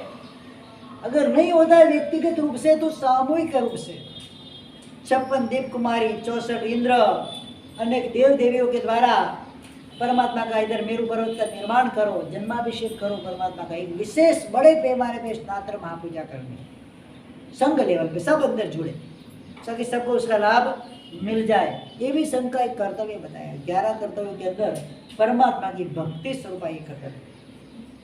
अपने अपने घरों से द्रव्य लेकर आए, उसके अंदर वो द्रव्य लगाए। कोई केसर लेके आए, कोई जिसको जो भावना वो लेकर आए, और परमात्मा के स्नात्र महोत्सव के अंदर आकर जुड़े। ऐसा नहीं कि 2 जन आकर स्नात्र करके चले जाए, ये कोई स्नात्र महोत्सव, ये तो ठीक है रोज का करना है, लेकिन जब महास्नात्र महोत्सव, सामूहिक स्नात्र महोत्सव होता है तो संघ के हर मेंबर को इन्वाइट करने की जरूरत नहीं, खुद को आ ही जाना है। इसमें कोई इन्विटेशन देना, पत्रिका छपाने की जरूरत नहीं है, खुद को खाली बोर्ड पे लिख दिया संघ की तरफ से, और सबको अंदर यथाशक्ति द्रव्य का लाभ भी लेना है। ऐसा नहीं कि खाली इधर आए स्नात्र में बैठे प्रभावना लेके चले गए, ऐसा करना नहीं है। हमारी शक्ति है, हम 100 रुपया भी लिखा सकते हैं, 100 रुपया भी इसके अंदर लिखा है। खाली हाथ तो परमात्मा के दरबार में जाना ही नहीं है। तो जो भी हमारी शक्ति है, शक्ति अनुसार हमको वहाँ पर भक्ति करके ये सामूहिक स्नात्र महोत्सव संघ लेवल पे भी हो जाए तो भी लाभ के कार्य होता है, नहीं होता ऐसा नहीं है। तीसरे नंबर, चौथे नंबर के अंदर भी आता है देवदर्शन की होती। इसके पहले अपने को कल मैंने जो बताया था, परमात्मा वर्धमान स्वामी, वर्धमान कुमार बाल अवस्था के अंदर 7 साल की उम्र के 8 साल की उम्र के अंदर उनको पाठशाला भेजा जाता है। परमात्मा को पढ़ाने की कोई जरूरत नहीं, स्वयं संबुद्ध है, उनको पढ़ाने की जरूरत होती नहीं है, लेकिन माता पिता की एक चेष्टा होती है मेरे बच्चे को मैं पाठशाला के अंदर पढ़ने के लिए भेजूं। मेरी ऐसी भावना थी, मैंने कल आपको बताया था। इस संघ के अंदर भी 6ठा दिन जो परिश्रम का आएगा, यानी कि बुधवार आएगा, उस दिन दोपहर में 2:30 बजे से 4 बजे तक ये प्रोग्राम हमको रखना है। कोई किसी जिन्होंने भी बोली लिए, जो भी बोली लेंगे, घर में से अपने बालक को वर्धमान कुमार का ड्रेस पहनाना है, राजकुमार का ड्रेस पहनाना है, सूट बूट पहनाना नहीं है, खास ध्यान में रखना। राजकुमार का ड्रेस पहना के खुद भी राजा रानी का ड्रेस पहन के सिद्धार्थ राजा और त्रिशला क्षत्रियाणी बनकर ठाट माट के साथ, बैंड बाजे के साथ, हाथ में श्रीफल फोफल नागर बेलसु पसली बरसु निशालिया ने कहा सुखलड़ी बहु लेसु, मतलब जो भी आपको मिठाई द्रव्य जो भी लेना है, गिफ्ट वगैरह लेना है, लेकर यहाँ पर आना है। और जो भी बच्चे इधर आएंगे, बच्चों के लिए भी एक विशेष आयोजन रखा है वहाँ पर, फैंसी ड्रेस कॉम्पिटिशन। 10 साल के नीचे के बच्चे, बड़े नहीं थे, 10 साल के नीचे के, वो भी धार्मिक पात्रों के अंदर ही उनको आना है, खास उसका ध्यान रखना। तो उनकी एक विशेष भक्ति होगी। बाकी जितने भी बच्चे आएंगे उनको भी, जो भी माता पिता बनकर आएंगे, वो उनको अपनी शक्ति के अनुसार कितना अपने बेटे को बढ़ाने का उनको भाव है उस हिसाब से करना है। लाखों रुपया प्ले ग्रुप में भेजने का दे देते हैं डोनेशन में। कितना? अभी छोटा बच्चा बोलना नहीं सीखा, प्ले ग्रुप में डाला, डोनेशन कितना कम होता है कि फ्री में कराते हैं। और पाठशाला में बच्चों को भेजना है तो क्या करना, फ्री ऑफ चार्ज में। उल्टी या तो प्रभावना मिलती है तो भी भेजने को तैयार नहीं। लाखों रुपए का डोनेशन स्कूलों के अंदर, कॉलेजों के अंदर पढ़ाने के लिए हम दे सकते हैं, तो पाठशाला के निभाव के लिए हम क्यों कुछ नहीं दे सकते? हमारी फर्ज नहीं है? फर्ज है कि नहीं है? शिक्षकों को पगार देना पड़ता है, बच्चों को प्रभावनाएं देनी पड़ती है, कोई बच्चों के लिए साल भर में कभी यात्रा प्रवास का आयोजन भी करना पड़ता है, कोई प्रोग्राम का भी आयोजन करना पड़ता है, कोई जैसे ये स्टेज शो वगैरह उनके लिए, मतलब कुछ ना कुछ उनको एक्टिव करने के लिए करना पड़ता है। अष्टप्रकारी पूजा बच्चों के पास कराते, पाठशाला के अंदर अनेक प्रकार के अनुष्ठान होते, तो सब अनुष्ठान के लिए द्रव्य कहाँ से आएगा? मैं इतना बोलता हूँ, जिनके घर में भी बच्चे हैं, स्कूल में जितना डोनेशन आप उसको 1 साल से लेके वो जब तक पढ़ाई करता है, जितना डोनेशन आप स्कूलों के अंदर देते, मात्र 1% डोनेशन कितना कहाँ पर चाहिए? कितना चाहिए? ओनली 1%। 2 साल से लेके 22 साल तक उसको जितना पढ़ाया, उसके पीछे आपने जितना डोनेशन स्कूल कॉलेजों में दिया है, मैट्रिक कॉलेजों में दिया है, उसके 1% खाली आपको पाठशाला के लिए देना है। कितना? एक उसका ब्याज कितना? मैं ज्यादा मांगता नहीं। बोलो शक्ति है कि नहीं देने की? इतना द्रव्य देने की शक्ति है कि नहीं? 1% कितना हुआ? कम से कम बच्चा 2 साल से लेके 22 साल तक पढ़ता है, कम से कम आपका एसेट वैल्यू जो हो जाता है पढ़ाई का, स्टडी वैल्यू लगभग 20 से 25 लाख रुपया। कितना होता है? कितना होता है कि कम होता है? महेंद्र भाई हो जाता है ना 25 लाख। इसका 1% कितना हुआ? 25,000। एक व्यक्ति को 25,000 पाठशाला के फंड के अंदर देना है। 21,000 की स्थायी नीति रखी है। लो पहले से ही सिद्ध हो गया है, वो तो पहले से रखा हुआ है।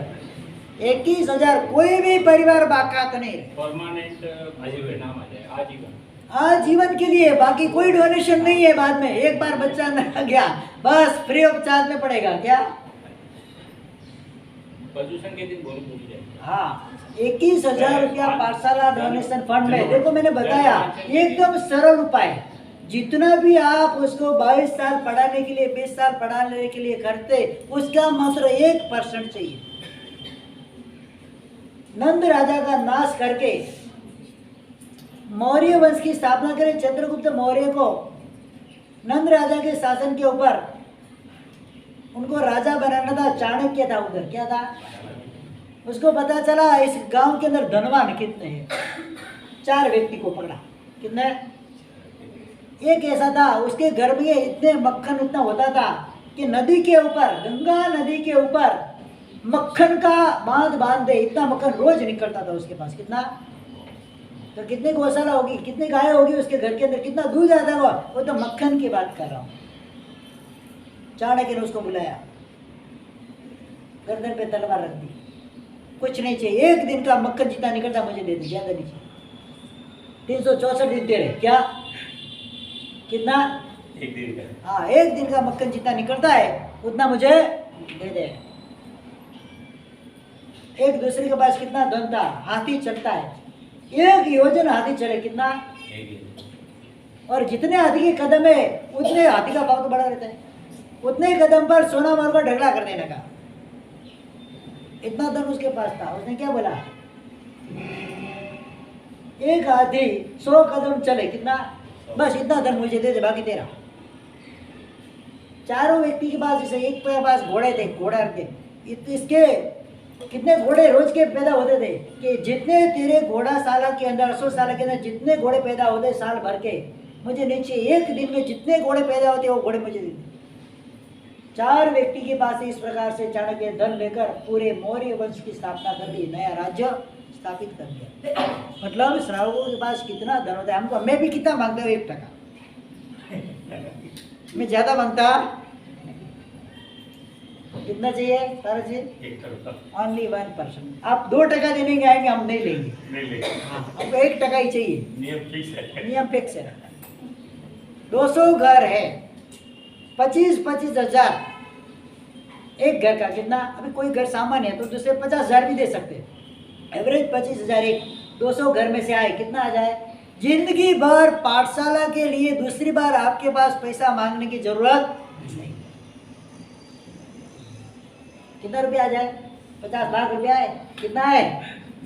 हाँ, उसके खाली ब्याज के अंदर ही आपकी पाठशाला कंटिन्यू चले और जाओ जलाल से ठाट माट से पाठशाला चले। बहुत सारे उपाय मेरे पास, आइडियाज बहुत है। नहीं ऐसा नहीं, भले मैं सीए नहीं बना, 10वीं पास हूँ, ज्यादा नहीं हूँ, आइडियाज बहुत है। कितना चाहिए? बोलो कितना चाहिए? हाँ बस, ज्यादा नहीं। या तो बहने शादी करने के बाद जब तक जीती है जितने आभूषण लाती है इसमें से 1% मुझे चाहिए। जितने गहने लाएंगी उसमें से कितना चाहिए? हाँ 1% मुझे चाहिए। नहीं दे सकते? हाँ आराम से दे सकते, कोई नहीं दे सकते ऐसा नहीं है। अंदर की भावना, अंदर का उल्लास होना चाहिए। इस प्रकार से स्नातक महोत्सव के बाद अपने एक 5वां कर्तव्य आएगा। अभी अपना बात चली, बस आज के दिन का अगला कर्तव्य, उसकी तरफ हम आगे बढ़ते हैं। 5वां कर्तव्य होता है देव द्रव्य की वृद्धि। सबसे अहम कर्तव्य है अपने साल भर के अंदर कई अनुष्ठानों के अंदर हम लाभ लेते हैं, जुड़ते हैं। सांसारिक अनुष्ठानों के अंदर या तो धार्मिक अनुष्ठानों के अंदर, तो वहाँ एक हमारी फर्ज बन जाती है। संघ के अंदर जो क्षेत्र होते हैं, देव द्रव्य, ज्ञान द्रव्य, साधारण द्रव्य, साधु साधु भक्त व्यावचिक द्रव्य, तो ये जो क्षेत्र होते हैं, जीव दया है, साधनिक भक्ति है, तो उनके अंदर भी हमारी शक्ति अनुसार हमको लाभ लेना है। देव द्रव्य के अंदर वृद्धि होनी है। 3 प्रकार की बताए। देव द्रव्य यानी कि डिफेंसिव मिनिस्ट्री, क्या होता है? डिफेंस में हाँ, defence ministry only incoming source है, यहाँ आउटगोइंग नहीं है। कि देव द्रव्य का खाता का पैसा और किसी में चलता नहीं है, देव द्रव्य में चलेगा और किसी भी चलेगा नहीं। देव द्रव्य का पैसा किसी को ब्याज के ऊपर देते हैं तो खास ध्यान रखना वो किस व्यापार के अंदर लगाते हैं। अगर पाप व्यापार में लगाएगा वो पैसा, चाहे कितना भी ब्याज दे दे, बाबूजी बैंक में जाता है तो फिर बैंक में तो डिपॉजिट रखना ही नहीं ना, बैंक में जाएगा क्या? जितना है खरीदो, चाहिए सब जगह पे दे दो उधर ही देना पड़ता बात। अपने भाई रुपए लेते भी नहीं देव द्रव्य का पैसा। हाँ? किसी को देख बोल दे रहे पैसा ले देव द्रव्य का, तो देव द्रव्य का रखना ही नहीं है ना। इतना नहीं ये बात। अनेक संघों के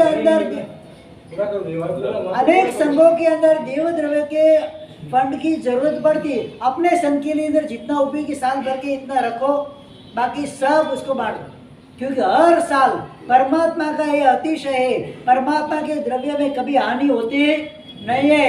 जीरो बैलेंस होगी ना तो भी दूसरे साल इतने ही आ जाएंगे, इसका वहीवट भी आप नहीं कर पाओ। ये परमात्मा के पुण्य से आता है, हमारी मेहनत से आता नहीं है। और आज तक देश भर के, दुनिया भर के जितने भी जिनालय हैं, जितने भी तीर्थ स्थान है, कई बार भी तकलीफ देव द्रव्य के लिए पड़े नहीं है। कहीं से भी कि लोगों के अंदर परमात्मा के प्रति जबरदस्त कोटि की आस्था है। क्या है?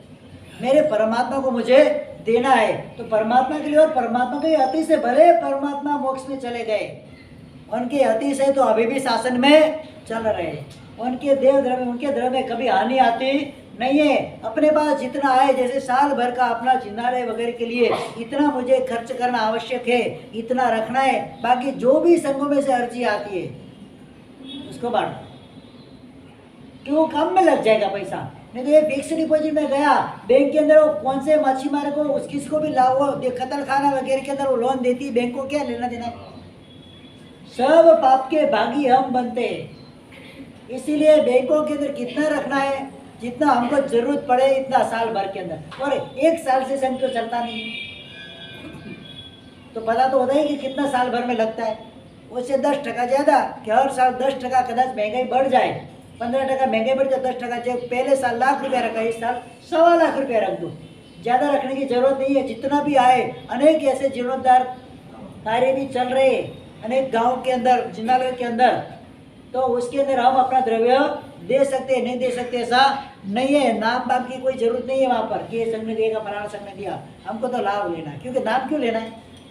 पैसा तो दुनिया का है पूरी, कोई एक व्यक्ति का तो है ही नहीं। संघ का नाम आता है। हाँ, संघ का नाम अगर वो चाहे, आपकी इच्छा, आपको इच्छा नहीं व्यक्त करनी कि मुझे मेरा संघ का नाम लिखाना है।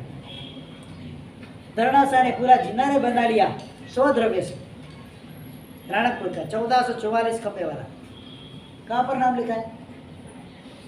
वस्तुपाल, तेजपाल, हजारों जिनालय कुमारपाल महाराज ने तारंगा के अंदर विराट जिनालय बनाया है अजितनाथ भगवान का। कहीं पर नाम लिखा है कुमारपाल ने बनाया है? शिलालेख भी नहीं है, तो भी आज मौजूद है ना। याद करते थे नहीं कुमारपाल महाराजों का। अगर अपने को व्यक्त तो इच्छा नहीं करेगी मेरे संघ का मुझे नाम लिखाना है, उनको लिखना है तो उनकी इच्छा से करेंगे। हमको कोई करना नहीं, हमको व्यक्त भी नहीं करना, इच्छा भी व्यक्त नहीं करेगी मुझे नाम लिखाना है। उनकी जो व्यवस्था उनके हिसाब से वो जो करे वो उनको कर देंगे। दूसरे नंबर के अंदर ये जो मिनिस्ट्री ऑफ बोलते हैं ना, डिफेंस मिनिस्ट्री मतलब रक्षा कवच। क्या है डिफेंस? यानी क्या? रक्षण। शासन का रक्षण करने के लिए देव द्रव्य भी चाहिए। देव द्रव्य के अलावा शासन की रक्षा होती नहीं है। कि अनेक ऐसे जिनालय वगैरह है, अनेक ऐसे स्थान वगैरह है, वहाँ पर जल्दी करके पैसे आते नहीं है, तो वहाँ पर हमारा पैसा लगाकर हम उसको सद्धार कर सकते, उसका उद्धार भी कर सकते, जीर्णोद्धार वगैरह कर सकते हैं। तो इसी प्रकार से अपना जो ये द्रव्य और देव द्रव्य में से भूल चूक से भी कभी भी ब्याज से पैसा लेना नहीं, भूल चूक से भी नहीं लेना। अगर लिया और 1 रुपया भी अगर रह गया, अनंत भाव भटकना पड़ेगा, ध्यान रखना। गलती से भी रह जाता है जेब के अंदर। एक मुनिम जी थे, 12 व्रतधारी श्रावक, शंकाचा श्रावक की बात आते, संघ की पेढ़ी के मुनिम जी थे। गलती से किसी ने दिया पैसा, उस समय 1 रुपया 2 रुपये का चलन चल रहा कितना, तो किसी का आया हुआ 1 रुपया, तो उन्होंने लिया जेब में रख दिया। क्या हुआ उसका, उनको पता नहीं था, कोई ऐसी भावना नहीं थी, स्लिप वगैरह फटी कि नहीं पड़ी पता नहीं था, जो भी उसकी रसीद वगैरह। 1 रुपये का कर्जा रह गया अंदर। फिर उनकी जो भव भ्रमण हुए, आप खाली सोचो कितनी बार नरक में जाके आए, कितनी बार तिरेच में गए, कितनी बार जंगलों के अंदर पशु बनकर जलकर मरे, कटकर मरे। एक बार किसी गुरु भगवत ज्ञानी गुरु भगवत का संपर्क हुआ किसी एक भाव के अंदर कि भाई मैं इतना दुखी क्यों इस भाव के अंदर, तब उन्होंने उसकी पूरी भाव परंपरा बताई। एक भाव के नहीं तो इतने भाव से दुखी होता आ रहा है, कभी कितना दूं तो मेरा एक कर्जा टले। पास तो कुछ भी था ना, गरीब था, नियम किया मेरी जीवन आजीविका चले, उसके उपरांत 1 रुपये मुझे रख, जो भी मैं कमाऊं सब क्या करना है, मुझे 7 अक्षर के अंदर उसको खर्च कर देना है। 1000 रुपया उधर, 1000 सोना मोर दे के देव द्रव्य का कर्जा 1 रुपया का जो चला आ रहा था वो गुरु भगवान के आदेश से उसने पूरा किया, तब जाके छुटकारा हुआ और उसी भाव के अंदर उसका निस्तार हुआ। तब तक भटका आत्मा। मतलब संचालकों को खास ध्यान रखना है, 1 रुपया भी गलती से भी हमारी जेब में आ जाए, नहीं हमारी भावना नहीं होती लेने की, लेकिन गलती से, जैसे आप जा रहे हैं रास्ते में, कोई मिला आपको, भी मेरा 2500 रुपया थोड़ा भरना है, आप भर देना ना, भूल गए, जेब में पैसा रह गया, स्लिप पड़ी नहीं, उसने तो दे दिया है, इधर जमा हुआ नहीं, आपकी जमा रखने की, मतलब आपको रखने की कोई इच्छा नहीं थी, लेकिन गलती से रह गया है, तो तुरंत वो काम करना, या तो सूचना ऐसे करनी, आप जाकर पेटी में लिखा के आप सामने उसकी रसीद ले लो, मुझे उसका बोझ रिक्वेस्ट कर लेना, वो खुद आकर भर के जाएगा, वो अच्छा है। तो ये चीज़ें होती है, नहीं तो 1 रुपया भी अगर उसका रह गया, कितने साल का कितने भाव का भ्रमण होगा और कैसे भाव आएंगे इसकी कोई कल्पना कर सकते नहीं है। दूसरे नंबर के अंदर ज्ञान द्रव्य आता है, सेविंग अकाउंट क्या है, ज्ञान द्रव्य क्या होता है, सेविंग अकाउंट, बचत अकाउंट, बचत खाता। बचत खाता मतलब क्या, ज्ञान द्रव्य से देव द्रव्य में जा सकता है, बाकी कोई क्षेत्र में जा सकता। 2 सोर्स से उधर आउट गोइंग भी है, इनकमिंग। आउट गोइंग कहाँ जाएगा, खाली देव द्रव्य तक जाएगा, उसमें भी एक खास ध्यान रखना, एकदम अत्यंत आवश्यकता पड़े तो ही ज्ञान द्रव्य का पैसा देव द्रव्य में लेके जाना। बाकी ज्ञान द्रव्य के अंदर बहुत सारी शासन को जरूरत है।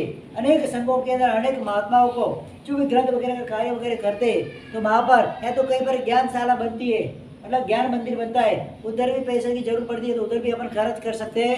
ये पैसा रखने की जरूरत कोई काम में आते नहीं है, क्या ये पैसे मात्र ज्ञान के अलावा किसी काम में आते नहीं है, तो रखने की जरूरत नहीं है। और हर साल आते रहते। अपने संघ में कितनी जरूरत पड़ती है ज्ञान द्रव्य की, साल भर में कितना खर्चा होता है संघ के हिसाब से, लगभग कुछ नहीं, लगभग मानो तो कुछ नहीं। कई कबाट ज्ञान द्रव्य के कबाट वगैरह लाने के, कुछ जगह लेने के, जगह का समारकाम कराना है, जो भी उसकी व्यवस्था करानी है उसके लिए अलग चीज बात है। बाकी क्या लगता है खर्चा, वो भी एक बार हो गया, बाद में तो 10-15 साल होने की संभावना नहीं है। तो जो भी ज्ञान द्रव्य आता है, जहाँ पर भी महात्मा उनको जरूरियात हो, आपके पास ज्ञान द्रव्य की भी अर्जियाँ वगैरह आती है तो उसके अंदर अपनी शक्ति के अनुसार बेच के उसको खाने को खत्म ही कर देना, उसको रखने की जरूरत नहीं है। बैंक में वो पैसा रख के क्या करने का, बढ़ेगा तो भी तकलीफ ही है, अगर उसका ब्याज भी आएगा तो किस में जाएगा, हाँ ज्ञान खाता में। एक तो है वो तो खर्च नहीं सकते, और नया लेकर क्या करने का, और हर साल नया तो आता ही जाता है। बोलियाँ बोलते हैं ज्ञान द्रव्य की, जैसे प्रतिक्रमण के अंदर सूत्र की बोली बोली जाती है, कर्प सूत्र वगैरह ग्रंथों की बोली बोली जाती है, तो इनकम तो रहती है। तो वह द्रव्य रखने जैसा नहीं है, जितना है इतना खर्चा कर दो। अगर नहीं है तो कोई भी मांगने के लिए भाई हमारे पास अभी नहीं है, जब आएगा तो हम आपकी व्यवस्था करेंगे, नहीं है तो वो देने की जरूरत नहीं है। एक संघ के अंदर मैं गया था, छोटा सा संघ है, अपने एरिया में ही है, बालसाट डिस्ट्रिक्ट का संघ है। ज्ञान द्रव्य के लिए मैंने पुस्तक के लिए मैंने उनको बोला था, तो उन्होंने बोला हमारे साहब 21,150 रुपया पड़ा है। कितना, 21,150 रुपये ज्ञान का पड़ा है, मतलब बैंक के खाता के 150 रुपये तो बैलेंस रखनी पड़ेगी। 21,000 रुपये का उधर कैश ला के चेक ला के मेरे को दे दिया। हमारे साहब हमको रखना नहीं है, उधर इनकम भी बहुत कम है, वो 5-5 हज़ार ही आते हैं साल भर के, ज़्यादा आते नहीं, क्योंकि उस समय कोई चौमासा वगैरह होता नहीं है। तो वहाँ पर ऐसी भावना होनी चाहिए, जितना है खर्चा करना है, क्या करना है, रखकर क्या करना है उसका। तीसरे नंबर का आता है जो मेन अकाउंट, करंट अकाउंट, साधारण खाता। क्या देव द्रव्य की वृद्धि तो अवश्य में वो करनी है। देव द्रव्य भी सही ढंग से चले, किसी की नजर देव द्रव्य के ऊपर नहीं बिगड़े और देव द्रव्य का पैसा दूसरे किसी क्षेत्र में नहीं खर्चना पड़े, उसके लिए सबसे पहले काम क्या करना है, सर्वसाधारण फंड। क्या करना है, कदाच देव द्रव्य में आप थोड़ा कम भी लगाओगे कोई प्रॉब्लम नहीं है, दूसरे साल लगा देना। साधारण द्रव्य में जिस समय जरूरियात है उस समय साधारण में, जो साधारण में आप लगाओगे देव द्रव्य में जरूरत पड़ेगी तो साधारण में से ले सकते। ज्ञान द्रव्य में जरूरत पड़ी तो साधारण में से ले सकते। श्रावक साहिब का साधारण भक्ति में जरूरत पड़ी तो ले सकते। दूसरा कोई भी कार्य हो, संकेत साहिब वात्सल्य में जरूरत पड़ी तो साधारण में से ले सकते। साधारण में से सब जगह पे जा सकता है। तो ज़्यादा से ज़्यादा प्रेरणा ऐसी रहेगी इस पर्यूषण के दरमियान, दूसरे कोई बोली आप बोलोगे मत बोलो, उसकी मैं कोई पाठ करता नहीं हूँ, लेकिन जहाँ पर भी आपको अपना द्रव्य लगाना है, क्या कौन सी स्कीम पसंद करनी, जिसके अंदर प्रॉफिट ज़्यादा हो और मल्टीपल जहाँ पर अपने को मिलता है प्रॉफिट, वहाँ पर लगाएंगे। मोबाइल रिचार्ज करते हैं तो क्या करते हैं, कौन सी स्कीम लेनी है जहाँ सबसे ज़्यादा डेटा खर्च करने को मिले और सबसे ज़्यादा कॉल फ्री मिले, कहाँ जाएंगे, वो स्कीम पसंद कर देना। तो यहाँ पर ये स्कीम ऐसी है, सबसे ज़्यादा लाभ साधारण खाते के अंदर पता है, क्योंकि इसमें से सभी क्षेत्र के अंदर जा सकते। जहाँ पर भी कम पड़ा, जैसे देव द्रव्य कम पड़ा 10 लाख रुपया, तो साधारण में अपने पास फंड पड़ा है तो वो फंड अपन देव द्रव्य में ले जा सकते हैं। अचानक कैसा प्रसंग बना, कोई ऐसा प्रसंग आप पर खड़ा हुआ, उपाश्रय के अंदर कुछ मरम्मत करने की जरूरत है, दीवार टूट गई, बारिश के हिसाब से कुछ भी हो सकता है, तो साधारण का पैसा अपने पास पड़ा होगा तो उसमें से खर्च कर सकेंगे। देव द्रव्य का कितना भी लाखों रुपया पड़ा होगा तो क्या करना है, फिर मांगने जाना पड़ेगा। इसीलिए सबसे पहले क्या करना, डिपॉजिट कहाँ पर रखनी है, साधारण खाता के अंदर। साधारण खाता जिस संघ का एकदम तरबतर होता है, संघ समृद्ध होता है। कैसा होता है, वो संघ समृद्ध बनेगा। आपके घर के अंदर, आपके परिवार के अंदर समृद्धि कब आएगी, किसी भी प्रकार का आपके परिवार में कोई अगर कर्जा नहीं है, हाँ 1 रुपया का भी किसी के ऊपर कर्जा नहीं है, तो वो परिवार कैसा कहा जाएगा, वो अत्यंत समृद्ध परिवार, क्योंकि कर्जा नहीं। भले इनकम कम ज़्यादा है उसका कोई प्रॉब्लम नहीं है, 1 रुपया का भी मेरे पे कर्जा नहीं है, एक भी EMI मुझे भरने नहीं है, तो कितनी प्रसन्नता होती है पूरे दिन। जिंदगी भर प्रसन्नता उस व्यक्ति के मुंह पे रहती है, टेंशन होता है क्योंकि देना है ही नहीं। टेंशन किस बात का होता है, लेने का कि देने का, हाँ किसका टेंशन होता है, देने का ही टेंशन होता है। तो जिस घर के अंदर, जिस परिवार के अंदर, जिस व्यक्ति के ऊपर अगर कोई कर्जा नहीं है तो वो प्रसन्नता पूर्वक रह सकता है। तो साधारण खाता भी ऐसा है। साधारण खाते के अंदर आया पैसा मतलब संघ कर्जे से रहित हो गया। कैसे हो गया, और संघ को कर्जे से मुक्ति दिलाना मतलब क्या हुआ, ये एक प्रकार की विशेष रूप की संघ पूजा है। क्या है, विशेष प्रकार की ये संघ पूजा कही जाती है। संघ को मुझे ऐसे ऐसे जो भी जहाँ पर भी मेरे देव द्रव्य के वगैरह पैसे लगे हुए जो निकाल नहीं सकते, तो ऐसे द्रव्य से संघ की मुक्ति करानी है। जब तक संघ के ऊपर देव द्रव्य का 1 रुपया का भी कर्जा रहता है, वो संघ कभी समृद्ध बनता नहीं। एक व्यक्ति को नहीं, इस पूरे संघ को उसका बात लगता है। ऐसा नहीं कि तो फिर ये संघ छोड़ के दूसरे संघ में चले गए। हर जगह यही हालत, क्या हर जगह पे यही हालत है। तो वहाँ पर हमको ये साधारण खाता का जो भी आपकी योजना साधारण खाता के अंदर होगी, वो योजना भी आप रख सकते हैं। जन्म कल्याण परमात्मा का जन्म वांचन दिन होगा, उस दिन वो योजना को आपको बताई जाएगी। एक एक व्यक्ति को, और दूसरे नंबर के अंदर हमारे पे रोज का कम से कम 2 रुपया कर्जा चढ़ता है। कितना, साधारण खाते के अंदर हम उपाश्रय को वापरते, उपाश्रय का यूज करते हैं। इधर आकर टैक्स लगता है, बिना टैक्स को कहीं पर भी जाओ बिना टैक्स को काम होता है। टैक्सी में बैठने का भी टैक्स, और उसके ऊपर भी क्या बोलते हैं, GST। हाँ, हम GST नहीं लेंगे, मात्र टैक्स लेंगे। हर व्यक्ति दीठ कम से कम 2 रुपया साधारण में। कितना, घर के अंदर 10 मेंबर है तो रोज का 2 रुपया, कितना? 2 रुपया। अभी थोड़ा भाव बढ़ा है, 2 रुपये की कीमत नहीं तो 5 रुपया कर देता हूँ मैं, कितना? एक व्यक्ति का हर साल का कितना? एक दिन का 5 रुपया, तो कितना हुआ साल का? 1800 रुपया, बराबर। 1809 रुपया के एक आने पर व्यक्ति आपको साधारण के अंदर कंपलसरी अवश्य देनी है। ये मैं दबाण पूर्वक आपको बोलूंगा, कंपलसरी देना है, नहीं तो कर्जदार बनते हो, देवादार बनते हो संघ के। और 1800 रुपया साल भर का देने की किसी की शक्ति नहीं है। ऐसा वापी के अंदर राजस्थान जैन संघ के अंदर मैं कोई मेंबर मानता नहीं हो जो 1800 रोज के 5 रुपया दे सकता नहीं। हर मेंबर 5 रुपया, कितना? घर के अंदर 10 मेंबर है तो 18,000 रुपया, कितना हुआ साल भर का? वो तो आपको कंपलसरी देना है, ऐसा नहीं कि इसके अंदर छूट छाट है। वो तो कर्जा चुकाने के लिए आपकी EMI साल भर की है, क्या है? वो EMI भरनी है। जीएसटी फ्री किया ना बात। GST नहीं लगाएंगे इसके अंदर, खाली EMI भरो बस। साल भर के 1800 रुपये एक व्यक्ति का हो गया, पर पर्सन 1800 रुपीज आपको वहाँ पर देना है, तब जाके साधारण खाता अपना सत्तर होगा। और आपकी भक्ति भी इसमें से दुनिया के पास मांगने जाने की जरूरत पड़ेगी नहीं। अपना संगी अगर सत्तर हो तो दुनिया के पास क्यों मांगना? लाचारी क्यों दिखाने की भी मुझे चाहिए? हम सदर हम कर सकते। एक प्रसंग आता है इसके अंदर, एक बार अकाल पड़ा था इस देश के अंदर। मुगल बादशाह मोहम्मद गजनी, जिसका मोहम्मद गोरी नाम है, उसका राज था। यहाँ पर गुजरात के अंदर शार्दुल खान करके ये जब उनका सूबा था, चंपानेर पाटन के पास चंपानेर गांव था, उधर का सूबा था। गुजरात के अंदर 12 साल का अकाल पड़ा। कितना? लोग अपने संतानों को भी मार कर काट कर खा जाते थे। ऐसा भयंकर अकाल पड़ा जिसको 56 दुकाल बोलते हैं, ऐसा अकाल पड़ा हुआ था। तो यहाँ पर एक प्रसंग बना, उस सूबा की जो सभा की थी उसके अंदर एक बम्बे नाम का बारोट था। बारोट पहले चारण होते थे, अभी भी है, जो बिरुदावली गाते, शासन की बिरुदावली गाते।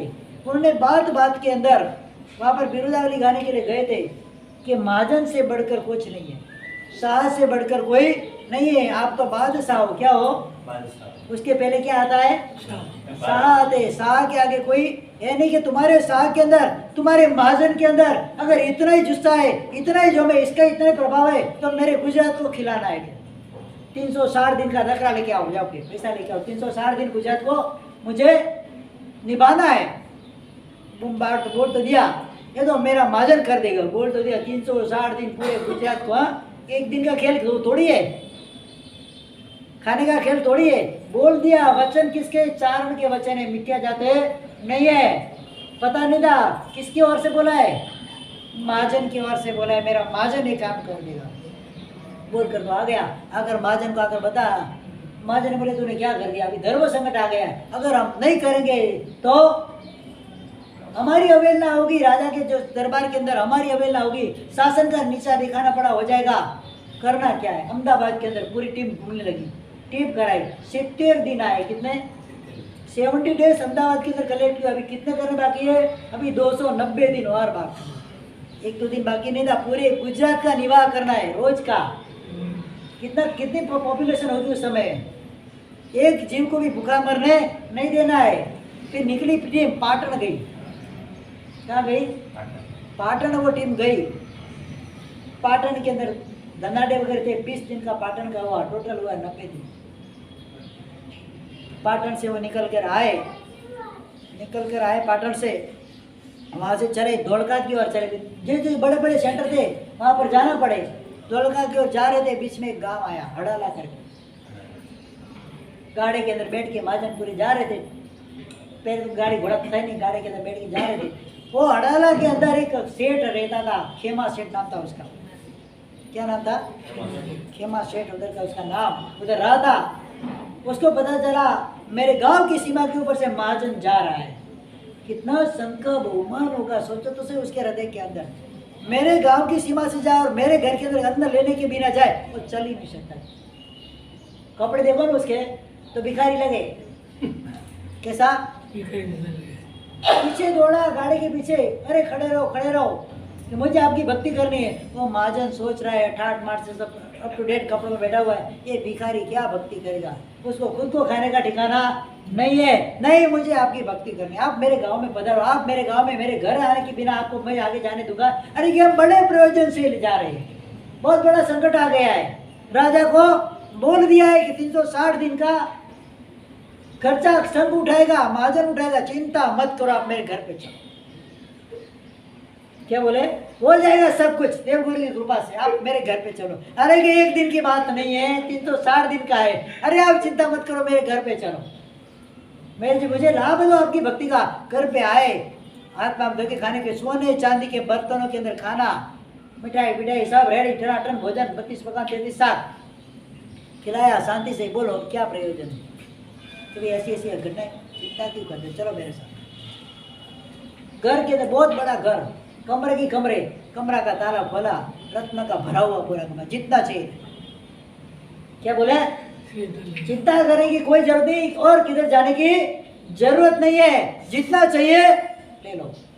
1 साल तो क्या 100 साल तक चाहिए तो ले लो। कितना, हाँ 1 साल की क्या बात कर रहे हो, ये भगवान का दिया हुआ तो है, मेरे संत का दिया हुआ तो मेरा एक है, इसमें है क्या, पूरा कमरा रत्नों से भरा हुआ, क्या आप तो ले।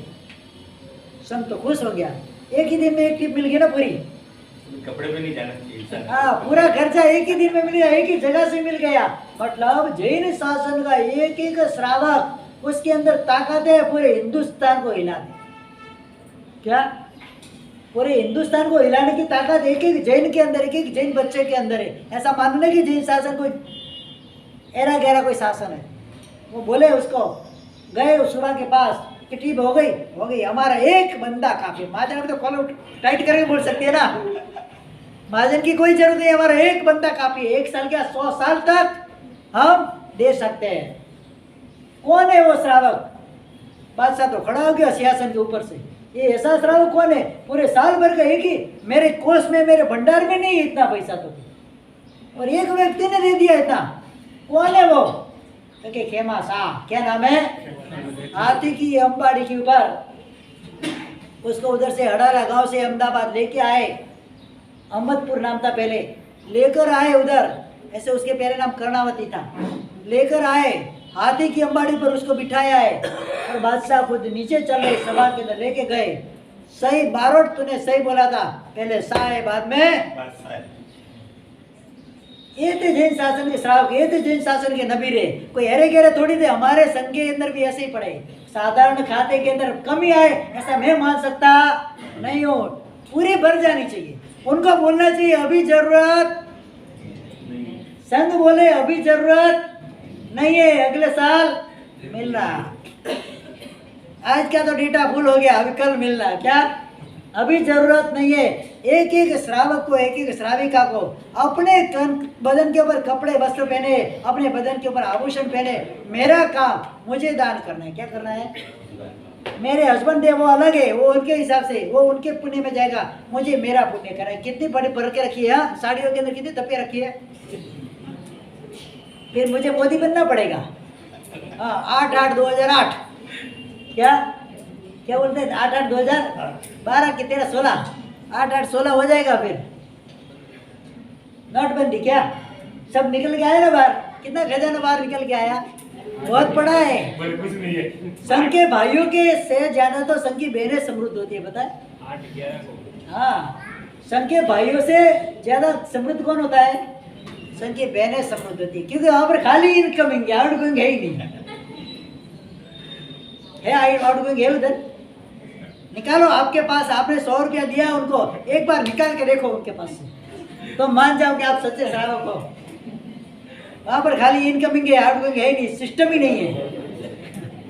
खाली कॉल आ सकता है, जा सकता नहीं है, क्यों रिचार्ज नहीं कराया हमने, ऐसा इनकमिंग का आउटगोइंग का रिचार्ज कराते ही नहीं है, आता है, जाने की सवाल नहीं है। तो साधारण क्षेत्र के अंदर हमको आगे बढ़कर देशों ऐसे ऐसे श्रावक थे। जगुसा की बात आती है, अकाल पड़ा हुआ था, कितना मन, 12 अबज मण अनाज, कितना इकट्ठा किया, 20 अबज मण अनाज जगड़ू शाह ने गुरु भगवान के कहने से संग्रह करके रखा था।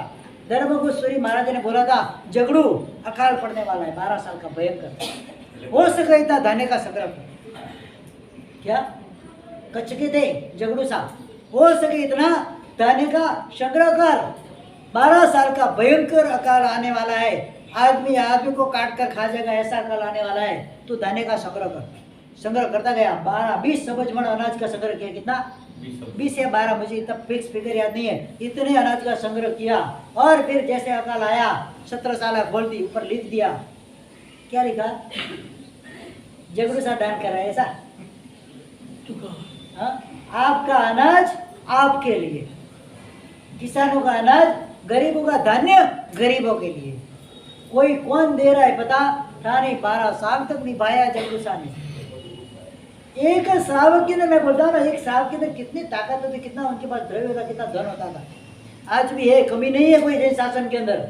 आज भी एक व्यक्ति चाहे तो पूरे हिंदुस्तान को खरीदे, ऐसे जैनों के अंदर ताकत नहीं। ऐसा नहीं है। परमात्मा के शासन के अंदर कोई कमी होती नहीं है। जो मेरे तारक तीर्थंकर परमात्मा को मानने वाला है, उनके हिसाब से चलने वाला है, वो कभी दुखी हो सकता नहीं। अगर दुखी होगा तो अपनी लाचारी से, अपने कर्म से, और दूसरे नंबर के अंदर अपनी ईर्ष्या के कारण दुखी होता है। क्या होता है? व्यक्ति दुखी कब होता है? दूसरे की ईर्ष्या करके दुखी होता है। दूसरे की प्रशंसा करके कोई व्यक्ति कभी दुखी हो सकता नहीं है। तो यहाँ पर हमको ये साधारण द्रव्य की, देव द्रव्य की बात आई है। साधो क्षेत्रों के अंदर कभी कमी पड़नी चाहिए नहीं। यहाँ पर लगाया हुआ, यहाँ से मुझे अमेरिका जाना है, भले 2-5 करोड़ इंडिया से लेके जाऊं, वहाँ पर उसकी कौड़ी की कीमत नहीं है। वहाँ पर तो उन 5 करोड़ को आपको क्या करना पड़ेगा? हाँ, करेंसी चेंज करनी पड़ेगी। क्या करना पड़ेगा? हाँ, डॉलर की करेंसी आप बनाएंगे तो अमेरिका में चलेगा। तो यहाँ पर जितना भी धन हम रुपया के अंदर लगाते हैं, अगले भावों के अंदर करेंसी किसमें परिवर्तित होगी? नहीं, वहाँ पर का भी जो भी चलता होगा करेंसी, उस करेंसी में अनेक गुना होकर ट्रांसफर होकर निकलेगा। इस हिसाब से हमको देव द्रव्य आदि क्षेत्र के अंदर भी भरपूर लाभ लेकर, अपनी जितनी शक्ति है उतनी शक्ति से लाभ लेकर, वो संघ को बोलने ही नहीं पड़े। घर पे, आपके घर के ऊपर जो संघ आपके पास साधारण द्रव्य, देव द्रव्य आदि के लिए याचना करने आए ना, तो उसमें हमारी कमजोरी समझना। संघ 25वां तीर्थंकर है। तीर्थंकर स्वयं मेरे घर के अंदर मेरे पास मांगने के लिए आए। ये अपनी कमजोरी समझना, मांगने आना ही नहीं पड़े, खुद आकर देना है। क्या करना है? खर्च देकर। स्कूल के अंदर स्कूल वाले मांगने के लिए आते कि देने के लिए जाते हैं? हॉस्पिटल के अंदर मांगने के लिए आते कि देने के लिए जाते हैं? क्या करते हैं? बाकी के सारे क्षेत्रों के अंदर हम देने के लिए जाते हैं। और धर्म क्षेत्र एक ऐसा है जहाँ पर जो भी कारोबारी गण है, उनको आपके घर मांगने के लिए आना पड़ता है। ये संघ की सबसे बड़ी अवहेलना मैं समझता हूँ। मांगने आने की जरूरत ही नहीं पड़े। जो भी हमने बोली है, एक फोन भी संघ में से आए, उसके पहले हमारा कर्जा संघ के अंदर चुका देना चाहिए। फोन आना ही नहीं चाहिए, आपका इतना पैसा संघ के अंदर ये बोली का बाकी है, ऐसा फोन आ जाए, समझ लेना ये मेरी हीनता है, मेरी लाचारी। मैं संघ के सदस्य, मैं श्रावक कहलाने के लायक नहीं हो। संघ के अंदर फोन कैसे आ गया या सूचना कैसे आएगी? सूचना आने से पहले मुझे सारा पेमेंट कर देना है। ये हमारी निष्ठा होनी चाहिए। यही सच्चा श्रावक पड़ा है। क्यों हमने बोला है? क्यों बोला है? संघ के उद्धार के लिए बोले ना। अब दोगे नहीं, आपके घर में पड़ा रहेगा 5-5 साल पैसा, तो क्या काम का हो? मैं तो बोलता हूँ अभी इस वर्ष एक लक्ष्य बनाना है, पूर्व का जिसका जितना भी पैसा बाकी है, क्या आगे का, आज के दिन के पहले का जिसका जितना भी पैसा बाकी है, चाहे वो ट्रस्टी हो, चाहे प्रमुख हो, चाहे मंत्री हो, चाहे सभाजन हो, कोई भी व्यक्ति हो, एक पैसा भी बाकी है तो मेहरबानी करके अभी दूसरा चढ़ाओ मत ले। क्यों? एक तो कर्जा चुकता है नहीं और दूसरा करके वापस नया कर्जा चढ़ाना है। कल को हमको कुछ हो गया तो कर्जा चुकाएगा कौन? सबसे पहली बात है, अगर हमारी शक्ति है, आज बोले लिए आज पेमेंट भरो, छुटे। कम आएगा तो चलेगा, ज़्यादा करने की जरूरत नहीं है। लेकिन एक ध्यान में रखना है, पहले पुराना कर्जा जितना भी जिसका भी बाकी है पूरा करो। देवे में से, कर्ज में से मुक्त हो जाओ। बाद में नहीं बोले लो, मुख पे प्रसन्नता बढ़ जाएगी, घटेगी नहीं। बस मेरे ऊपर कोई कर्जा नहीं है, अब मैं आराम से नया काम कर सकता हूँ। इस प्रकार से हमको आगे बढ़ना है। आज का समय यहाँ पर प्रवचन पर यही पूरा करते हैं। अभी और 5 कर्तव्य बाकी है, 4-5 कर्तव्य वो हम कल लेंगे, बराबर। अभी तो सब कुछ जाने का समय भी हो गया है, मेरा तो नहीं, मैं तो बैठा रहूँगा 11:30 बजे तक। तो वहाँ पर इस प्रकार से 5 कर्तव्य की हमने बात की देव द्रव्य वगैरह के अंदर, और आगे आगे आगे कर्तव्य हम बताते जाएंगे। कल्पसूत्र की बोली कल 14 से, ध्यान रखना, कल 14 से औषध वगैरह करने की भावना हो, पर्युषण के महापर्व इसके अंदर भी पर्व तिथि है, तो औषध वगैरह करने की भावना हो, सुबह 5-5:30 बजे यहाँ पर आ सकते हैं। तो प्रपोषण वगैरह लेके अपने हाथ में, कल रविवार भी है, क्या है, कल रविवार भी है, मतलब आपका ही वार है, क्या है, हाँ। तो कल जिमनवार बंद घर में, क्या कल घर में, हाँ। जो भी बच्चे छोटे बच्चे उनके लिए करना पड़े वो चीज अलग है, जो समझदार है, जो शक्ति वाले है, उनके लिए जिमनवार कल घर में बंद, कल उपवास वगैरह की आराधना के अंदर जुड़ना है। और कल कल्पसूत्र वगैरह की बोली, पौराणिक की बोली, घर पे ले जाने की बोली, जो भी बोली होती है आपकी, तो उस प्रकार से बोली जाएगी। और उस प्रकार से बोली बोल के कल ही घर पे कब लेके जाते, कितने बजे लेके जाते, प्रवचन के बाद चतुर्वेद संख्या के साथ उनके घर के अंदर कल्पसूत्र लेके जाएंगे। फिर उधर रात्रि जगह होगा, क्या होगा, रात्रि जगह के अंदर कल मैं बताऊंगा क्या क्या करना है। कोई भी अपक्ष चीज लानी है, खाने की बात ही नहीं, पीने की बात नहीं, पानी भी रात को रखना नहीं है। कोई भी आपके समधी जी भी आ जाए, वेवाई साहब भी आ जाए, जमाई भी आ जाए, उस दिन घर के अंदर पानी रखना नहीं है। सूर्यास्त के बाद पानी का व्यवहार भी होना नहीं है, खाने की बात ही नहीं है। और दूसरे नंबर के अंदर नृत्य गान भी अगर करना है तो बेस मर्यादा के अंदर, बहनों होती है तो बहनों के सामने बहनों को नृत्य करना है, बाकी भाइयों के सामने वहाँ पर नृत्य वगैरह करना नहीं है। खास उसका ध्यान रखना है। अपन आराधना करने जा रहे हैं, कहीं विराधना में फंस के नए भावों के लिए कर्म का बंध न कर जाए, इसका खास ध्यान रखना है। प्रभावना वगैरह भी देनी है तो खाने की द्रव्य की प्रभावना देनी नहीं है। जो भी जैना के लिए उपयोगी चीज हो, ऐसी चीज लाके आने वाले जो दर्शन करने वाले आएंगे उनको प्रभावना भी करनी, तो कैसी करनी है, जो उनको जैना के माध्यम से उपकरण उपयोग में आए, ऐसे उपकरण लाकर उसकी प्रभावना आप कर सकते हैं। खास ध्यान रखना, जो भी लाभ ले कल्पसूत्र वगैरह का, भगवान के पारणी वगैरह का जो भी लाभ ले घर पे लेके जाए, वहाँ पर जो भी अनुष्ठान हम करते उपयोग पूर्वक वहाँ पर करना है, खास ध्यान रखना है। आराधना कम होगी तो चलेगा, विराधना करनी नहीं है। जीवन के अंदर अवसर मिलते हैं आराधना करने के बहुत कम, तो उस आराधना के पर्व के अंदर विशेष रूप से आराधना में जुड़कर हम अपने आत्मा का कल्याण करें, ये जरूरत है।